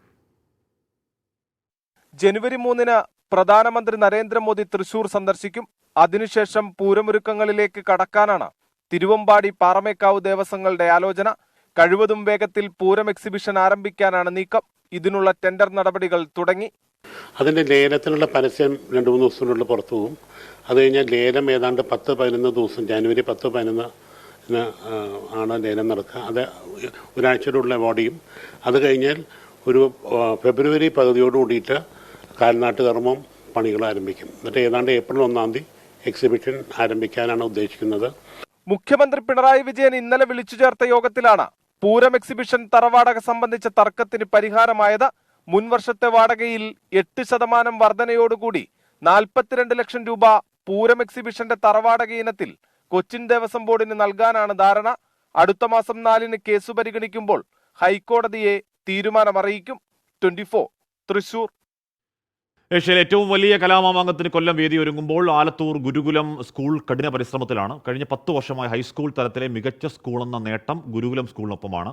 ഈ കുത്തക വിട്ടുകൊടുക്കില്ല എന്ന ഉറച്ച തീരുമാനത്തിലാണ് മത്സരാർത്ഥികൾ. കഴിഞ്ഞ തവണ 152 പോയിന്റുകളാണ് ഗുരുകുലം സ്വന്തം നിലയ്ക്ക് സ്വന്തമാക്കിയത്.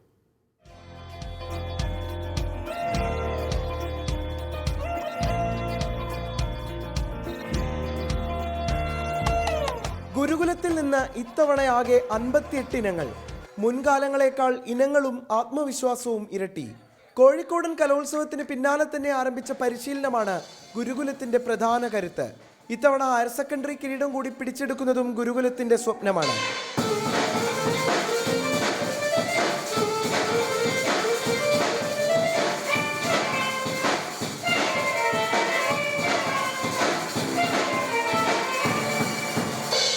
ഇത്തവണ ഉറപ്പാണ് ഞങ്ങൾ HSM അതിൻ്റെ കൂടെ സാൻസ്ക്രിറ്റ് കപ്പ് അടിക്കുന്നുള്ള കാര്യത്തിൽ യാതൊരു സംശയമില്ല. ഇതുപോലൊരു കോൺഫിഡൻസ് വെച്ചിട്ട് വേറൊരു സ്കൂൾ പോകണ്ടോന്ന് നമുക്കറിയില്ല. കാരണം നമ്മൾ അത്രമാത്രം കോൺഫിഡൻസ് ആണ് നമ്മൾ അടിച്ചിരിക്കും 3 കപ്പും.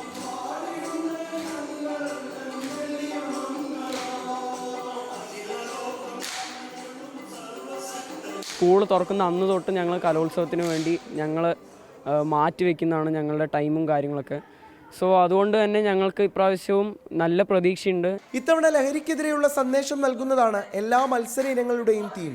കൊല്ലത്തേക്ക് വണ്ടി കയറാൻ ദിവസങ്ങൾ മാത്രം ശേഷിക്കെ അവസാനവട്ട മിനുക്കുപണികൾ മാത്രമേ ഗുരുകുലത്തിലെ കുട്ടികൾക്ക് ബാക്കിയുള്ളൂ. കേരളത്തിലെ മറ്റുള്ള സ്കൂളുകളിൽ നിന്ന് ഞങ്ങളെ വ്യത്യസ്തമാക്കുന്നത് ഞങ്ങളുടെ കഠിനാധ്വാനവും അതുപോലെ തന്നെ ഞങ്ങളുടെ പ്രാർത്ഥനയും ഞങ്ങളുടെ ടീച്ചേഴ്സിൻ്റെയും നമ്മുടെ സ്കൂൾ മാനേജ്മെൻറ്റിൻ്റെയും എല്ലാവരുടെയും സപ്പോർട്ട് കൊണ്ട് മാത്രമാണ്. ഹയർ സെക്കൻഡറിയിൽ മാത്രം 30 ഇനങ്ങളാണ് സ്കൂളിൽ നിന്ന് കലോത്സവ വേദിയിലേക്ക് എത്തുന്നത്. 21 ഇനങ്ങൾ ഹൈസ്കൂൾ വിഭാഗത്തിൽ നിന്നും. ഗുരുകുലത്തിലെ കുട്ടികൾക്ക് 11-ാം കിരീടത്തിൽ കുറഞ്ഞൊരു പ്രതീക്ഷയും ഇത്തവണയുമില്ല.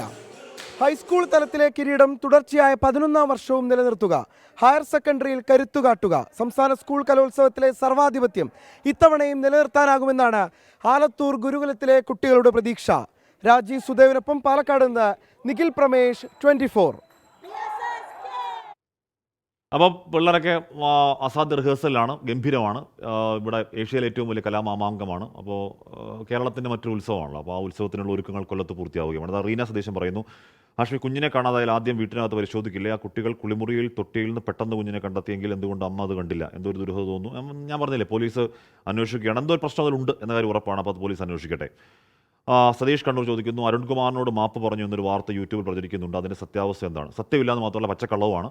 പിന്നെ അതിൻ്റെ വ്യവഹാര വഴിയിൽ അതിൻ്റെ കാര്യങ്ങൾ പൂർത്തിയാക്കിയിട്ട് പ്രേക്ഷകരോട് ഡീറ്റെയിൽ ആയിട്ട് പറയാം. വ്യവഹാര വഴിയിലായതുകൊണ്ടാണ് അതിന് കൂടുതൽ വിശദാംശങ്ങൾ പറയാത്തത്. സത്യമില്ല എന്ന് മാത്രമല്ല പച്ചക്കള്ളവുമാണ്. അപ്പോൾ മരത്തിൽ നിന്ന് വീണ് കുടുംബനാഥൻ കിടപ്പിലായതോടെ ജീവിതത്തിന് മുന്നിൽ പകച്ചു നിൽക്കുകയാണ് ഒരു കുടുംബം. കോട്ടയം ഞീഴൂർ വാക്കാട് സ്വദേശി തങ്കച്ചനും കുടുംബവുമാണ് സന്മനസ്സുള്ളവരുടെ സഹായം തേടുന്നത്. അപകടത്തിന് പിന്നാലെ കുടുംബത്തിൻ്റെ വീടെന്ന സ്വപ്നവും മാഞ്ഞു.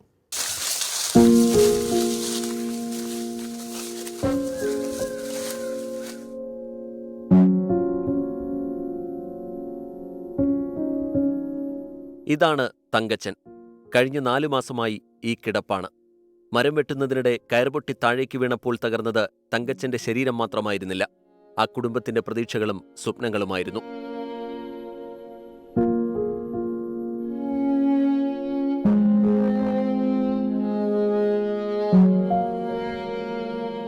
കോട്ടയം മെഡിക്കൽ കോളേജിൽ 2 ശസ്ത്രക്രിയകൾ ഇതിനോടകം കഴിഞ്ഞു. ഇനിയും ഒന്നുകൂടി ബാക്കിയുണ്ട്. എന്നാൽ ആ ശസ്ത്രക്രിയയ്ക്കും ദൈനംദിന ജീവിതത്തിനും പണം കണ്ടെത്താൻ ഇവർക്ക് മുന്നിൽ വഴികളില്ല. അടുത്ത മരത്തിൽ പോയി കമ്പ് കട്ടിച്ച് വന്ന് ആ കമ്പ് തിരിച്ചു വന്നപ്പോൾ തന്നെ വാഴ തട്ടി, അങ്ങനെ വാഴ ഓണായി. എന്നാലും അയർക്കയറോട് വന്ന് വാഴ കൊണ്ട് അയർക്കയർ പൊട്ടിപ്പോയി. പിന്നെ നമുക്കൊന്നും ഓർമ്മയില്ല.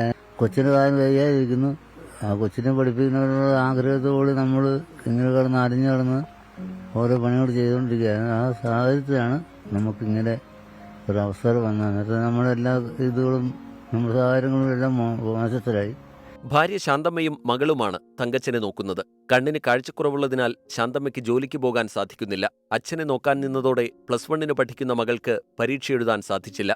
ചികിത്സയൊക്കെ ഓരോരുത്തരിങ്ങനെ സഹായിക്കും. എനിക്ക് കാലും മുട്ടുവേദനയായിരുന്നു. കണ്ണിന് ഈ സൈഡിന് ഒട്ടും കാഴ്ചയില്ല. മെഡിക്കൽ കോളേജിൽ കിടന്നപ്പോൾ 2-3 പ്രാവശ്യം എന്നെ വണ്ടി ഇടിക്കാനൊക്കെ തുടങ്ങി. കാഴ്ചയിൽ ചായ മേടിക്കാൻ പോയതാ. ഷീറ്റ് വലിച്ചു കെട്ടിയ ഈ കൂരയിലാണ് ഇവർ 3 പേരും ജീവിക്കുന്നത്. അടച്ചുറപ്പുള്ള വീട്ടിൽ കഴിയാൻ ആഗ്രഹമുണ്ടെങ്കിലും ഇപ്പോൾ അതൊന്നും സ്വപ്നം കാണാൻ പോലും ഇവർക്ക് സാധിക്കുന്നില്ല. നാട്ടുകാർ നൽകുന്ന ചെറിയ സഹായങ്ങളാണ് ഇവരുടെ ജീവിതത്തെ മുന്നോട്ട് നയിക്കുന്നത്.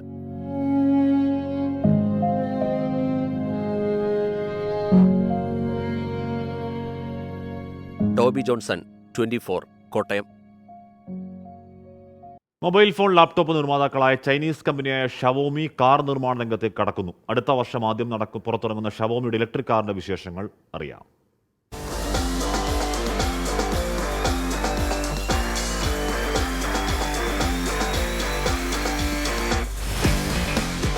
മൊബൈൽ ഫോൺ ലാപ്ടോപ്പ് വിപണിയിലെ ശക്തമായ മത്സരം മൂലം പുതിയ മേഖലകളിലേക്ക് കടക്കാനുള്ള ശ്രമത്തിലാണ് പല സ്മാർട്ട് ഫോൺ നിർമ്മാണ കമ്പനികളും. 10 വർഷം മുമ്പ് മൊബൈൽ ഫോൺ നിർമ്മാണത്തിലൂടെ ജനഹൃദയങ്ങളിൽ ഇടം പിടിച്ച ഷവോമിയാണ് മാറ്റത്തിന് തുടക്കമിടുന്നത്.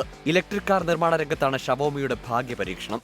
അടുത്ത വർഷം ആദ്യം പുറത്തിറങ്ങുന്ന ഷവോമി SU7 ടെസ്ലയുടെ മോഡൽ എസിനോടും പോർഷെ ടൈക്കാനോടുമാണ് ഏറ്റുമുട്ടുക. അടുത്ത 1.5 ദശാബ്ദത്തിനുള്ളിൽ ആഗോള കാർ വിപണിയിൽ മുൻനിരയിലെത്തുകയാണ് ഷവോമിയുടെ ലക്ഷ്യം.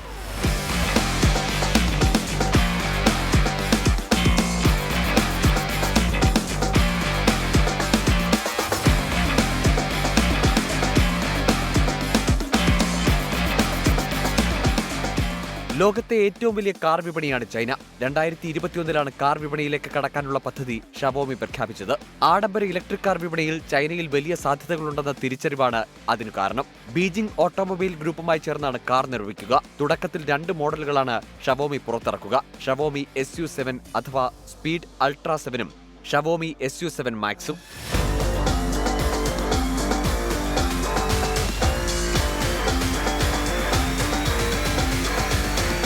ഒറ്റ ചാർജിംഗിൽ 800 കിലോമീറ്റർ സഞ്ചരിക്കാനാകുന്നതാണ് SU7. മണിക്കൂറിൽ 265 കിലോമീറ്ററാണ് പരമാവധി വേഗം. 5 സീറ്റുകളാണ് കാറിനുള്ളത്. 0 നിന്ന് 100 കിലോമീറ്റർ വേഗതയാർജിക്കാൻ 2.78 സെക്കൻഡുകൾ മതി. ഷവോമി കാറുകളുടെ വില പ്രഖ്യാപിച്ചിട്ടില്ല. Research desk, 24. ജിഫ്രി മുത്തുക്കോയ തങ്ങൾ പറയുകയാണ്, അയോധ്യയിൽ മാത്രമല്ല ആരെവിടെ പോയാലും സമുദായത്തിന്റെ വികാരം വ്രണപ്പെടില്ല എന്ന് സമസ്ത അധ്യക്ഷൻ ജിഫ്രി മുത്തുക്കോയ തങ്ങൾ പറയുന്നു. സുപ്രഭാതത്തിലെ മുഖപ്രസംഗം സമസ്തയുടെ നിലപാടല്ല എന്ന് പൂർണ്ണമായി തള്ളിപ്പറയുന്നു ജിഫ്രി മുത്തുക്കോയ തങ്ങൾ. രാഷ്ട്രീയ കക്ഷികളുടെ രാഷ്ട്രീയ നയങ്ങളിൽ സമസ്തയ്ക്ക് അഭിപ്രായമില്ല. സമസ്തയ്ക്ക് ഏതായാലും ക്ഷണമില്ല. രാഷ്ട്രീയ പാർട്ടികളുടെ ക്ഷണം സ്വീകരിക്കുകയോ തള്ളുകയോ ചെയ്യാം എന്നും ജിഫ്രി തങ്ങൾ വളരെ വ്യക്തമായി ഒരു സന്ദേഹത്തിനും അടിസ്ഥാനമില്ലാത്തവണ്ണം പറയുകയാണ്. അയോധ്യ വിഷയം എന്ന് പറഞ്ഞാൽ അത് മുമ്പ് കഴിഞ്ഞല്ലോ, ഞങ്ങളതിനെ പറ്റി പറഞ്ഞല്ലോ. സമസ്തകളുടെ ജമീയത്തുൽ ഉലമ ഞങ്ങളുടെ അഭിപ്രായം നമ്മൾ മുമ്പ് രേഖപ്പെടുത്തിയതാണ്. അയോധ്യയിൽ കേസ് ഉണ്ടാകാൻ പാടില്ലാത്ത ഉണ്ടായിപ്പോയി, നമുക്കതിൽ വേദന ഉണ്ട്, ഞങ്ങളതിൽ വേദനിക്കണ്, കോടതി വിധി വന്നപ്പോഴൊക്കെ നമ്മൾ പ്രതികരിച്ചതാണ്. അയോധ്യയിലെന്നപ്പോൾ ഇവിടെ പലരും പല ക്ഷേത്രങ്ങൾ ഉണ്ടാക്കണം, ക്ഷേത്രം ഉദ്ഘാടനം ചെയ്യപ്പെടുന്നു. ഇതൊക്കെ ഇവിടെ ഇന്ത്യ രാജ്യമല്ലേ. അല്ല കോൺഗ്രസ്സിലല്ല, ആരും എവിടെ പോയാലും സമുദായത്തിൻ്റെ വികാരത്തിനൊരു പ്രശ്നമില്ല. സമുദായത്തിലെ വികാരങ്ങളൊക്കെ ഞങ്ങൾ നോക്കിക്കൊണ്ട്. അപ്പോൾ അതാണ്. അപ്പോൾ നേരത്തെ ആ സമസ്തയുടെ മുഖപ്രസംഗത്തിൽ വന്ന പള്ളി പൊളിച്ചെടുത്ത് നിങ്ങൾ കാലുകുത്തുവോ എന്നൊക്കെയുള്ള കടുത്ത പരാമർശങ്ങൾ വലിയ ചർച്ചയായതാണ്. അപ്പോൾ ജിഫ്രി മുത്തുക്കോൾ തങ്ങൾ തന്നെ ഏറ്റവും ആധികാരികമായി പറയേണ്ട ആൾ പറയുന്നു, അത് സമസ്തയുടെ നിലപാടല്ല, അത് പാർട്ടി മുഖപത്രത്തിൻ്റെ നിലപാടാണ്. മുഖപത്രത്തിൻ്റെ നിലപാട് പാർട്ടിയുടെ നിലപാടാവില്ല എന്ന് വളരെ വളരെ വ്യക്തമായി വളരെ ഭംഗിയായി തന്നെ കാര്യങ്ങൾ പറയുകയുമാണ്. AP വിഭാഗം സമസ്തയുടെ സമ്മേളനത്തിൽ വിയോജിപ്പുണ്ടെന്നും സമസ്ത അധ്യക്ഷൻ പറഞ്ഞു. സുന്നി ഐക്യത്തിന് കുറേ മാനദണ്ഡങ്ങളുണ്ടെന്നും തെറ്റുതിരുത്തി ആര് വന്നാലും സ്വീകരിക്കണമെന്നും ജിഫ്രി തങ്ങൾ പറഞ്ഞു. Ernakulam Malayattoor new year mega കാർണിവലിൽ വലിയ ജനപങ്കാളിത്തം. മലയാറ്റൂർ ജനകീയ വികസന സമിതിയും പഞ്ചായത്തുമാണ് സംഘാടകർ. നക്ഷത്ര തടാകം തന്നെയാണ് ഇത്തവണത്തെയും പ്രധാന ആകർഷണം. വൈകുന്നേരം 6:30 തുടങ്ങും മലയാറ്റൂരിലെ നക്ഷത്ര രാത്രി. പല വർണ്ണങ്ങളിൽ കണ്ണെത്താ ദൂരത്തോളം ഇങ്ങനെ നീണ്ടുകിടക്കുകയാണ് നക്ഷത്ര തടാകം.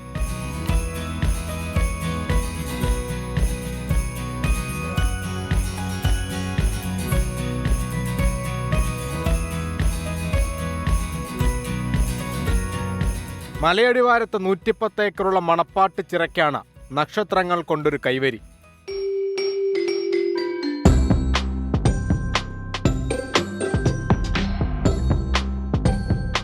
ചിറയ്ക്ക് ചുറ്റും 1023 നക്ഷത്രങ്ങളാണ് ഈ വർഷം നമ്മൾ ഇട്ടിരിക്കുന്നത്. നമ്മുടെ വഴി അലങ്കരിച്ചിട്ടുണ്ട്, ചിറയോട് ചേർന്നുള്ള മരങ്ങൾ അലങ്കരിച്ചിട്ടുണ്ട്. DJ ലൈറ്റ് ഷോകളും LED വാളുകളും അരങ്ങുവാഴുന്ന കാലത്ത് നക്ഷത്രങ്ങളിൽ തന്നെ മനസ്സുടക്കിയത് എന്തുകൊണ്ടാണ്? സംഘാടകർക്ക് മറുപടിയുണ്ട്. നമ്മളെല്ലാം ഓരോ നക്ഷത്രങ്ങളാണ്, നമ്മളെല്ലാം പ്രകാശിച്ചുകൊണ്ടിരുന്ന നക്ഷത്രങ്ങളാണ്. അങ്ങനെ മലയാറ്റൂരിൻ്റെ ഈ ഐക്യം, സ്നേഹം, ഇതെല്ലാം ഒരു വലിയ തടാകത്തിന് ചുറ്റും മലയാറ്റൂർക്കാരായ ഞങ്ങളെല്ലാം ഒത്തൊരുമിച്ച് ഒരു വികസനത്തിന് വേണ്ടി നിൽക്കുന്നു. 7 ലക്ഷത്തോളം ജനങ്ങളാണ് നമ്മൾ പ്രതീക്ഷിക്കുന്നത്. മുൻ വർഷങ്ങൾ ഒരു 6 ലക്ഷം വരെ ആയിട്ട് ജനങ്ങൾ വന്നിട്ട് എത്തിയിട്ടുണ്ട്. ജലവിനോദം, അമ്യൂസ്മെന്റ് പാർക്ക്, ഭക്ഷണങ്ങൾ പലവിധം, കലാപരിപാടികൾ വേറെയും. മലയാറ്റൂരിൽ ന്യൂ ഇയർ അടിച്ചു പൊളിക്കാൻ എത്തുന്നവർ ഹാപ്പി.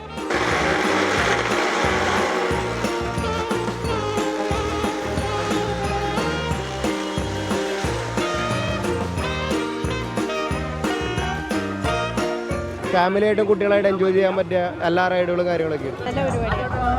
ആദ്യമായിട്ടല്ല, കഴിഞ്ഞ വർഷം വന്നായിരുന്നു. ഞങ്ങൾ വരാറില്ല എല്ലാ വർഷവും. സൂപ്പർ.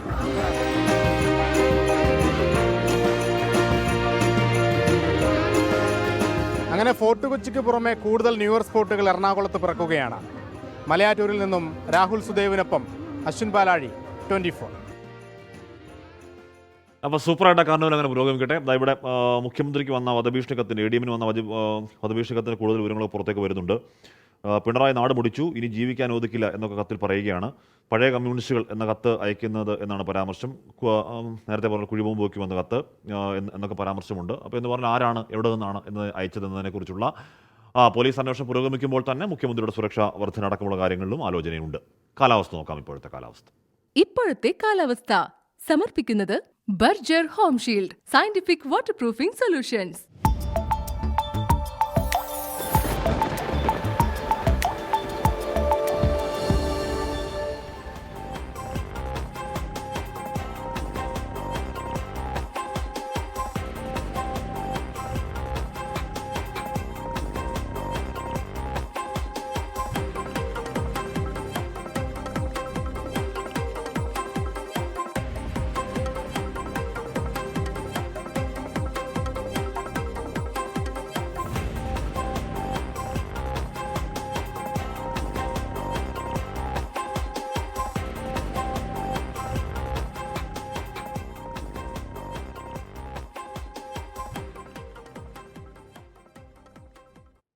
അപ്പോൾ നമ്മുടെ 1.5 മണിക്കൂർ നീണ്ട വാർത്തായാത്ര തൽക്കാലം പൂർവ്വം. നമ്മളിനി കാണുക വൈകിട്ട് 8 മണിക്ക് എൻകൗണ്ടറിലാണ്.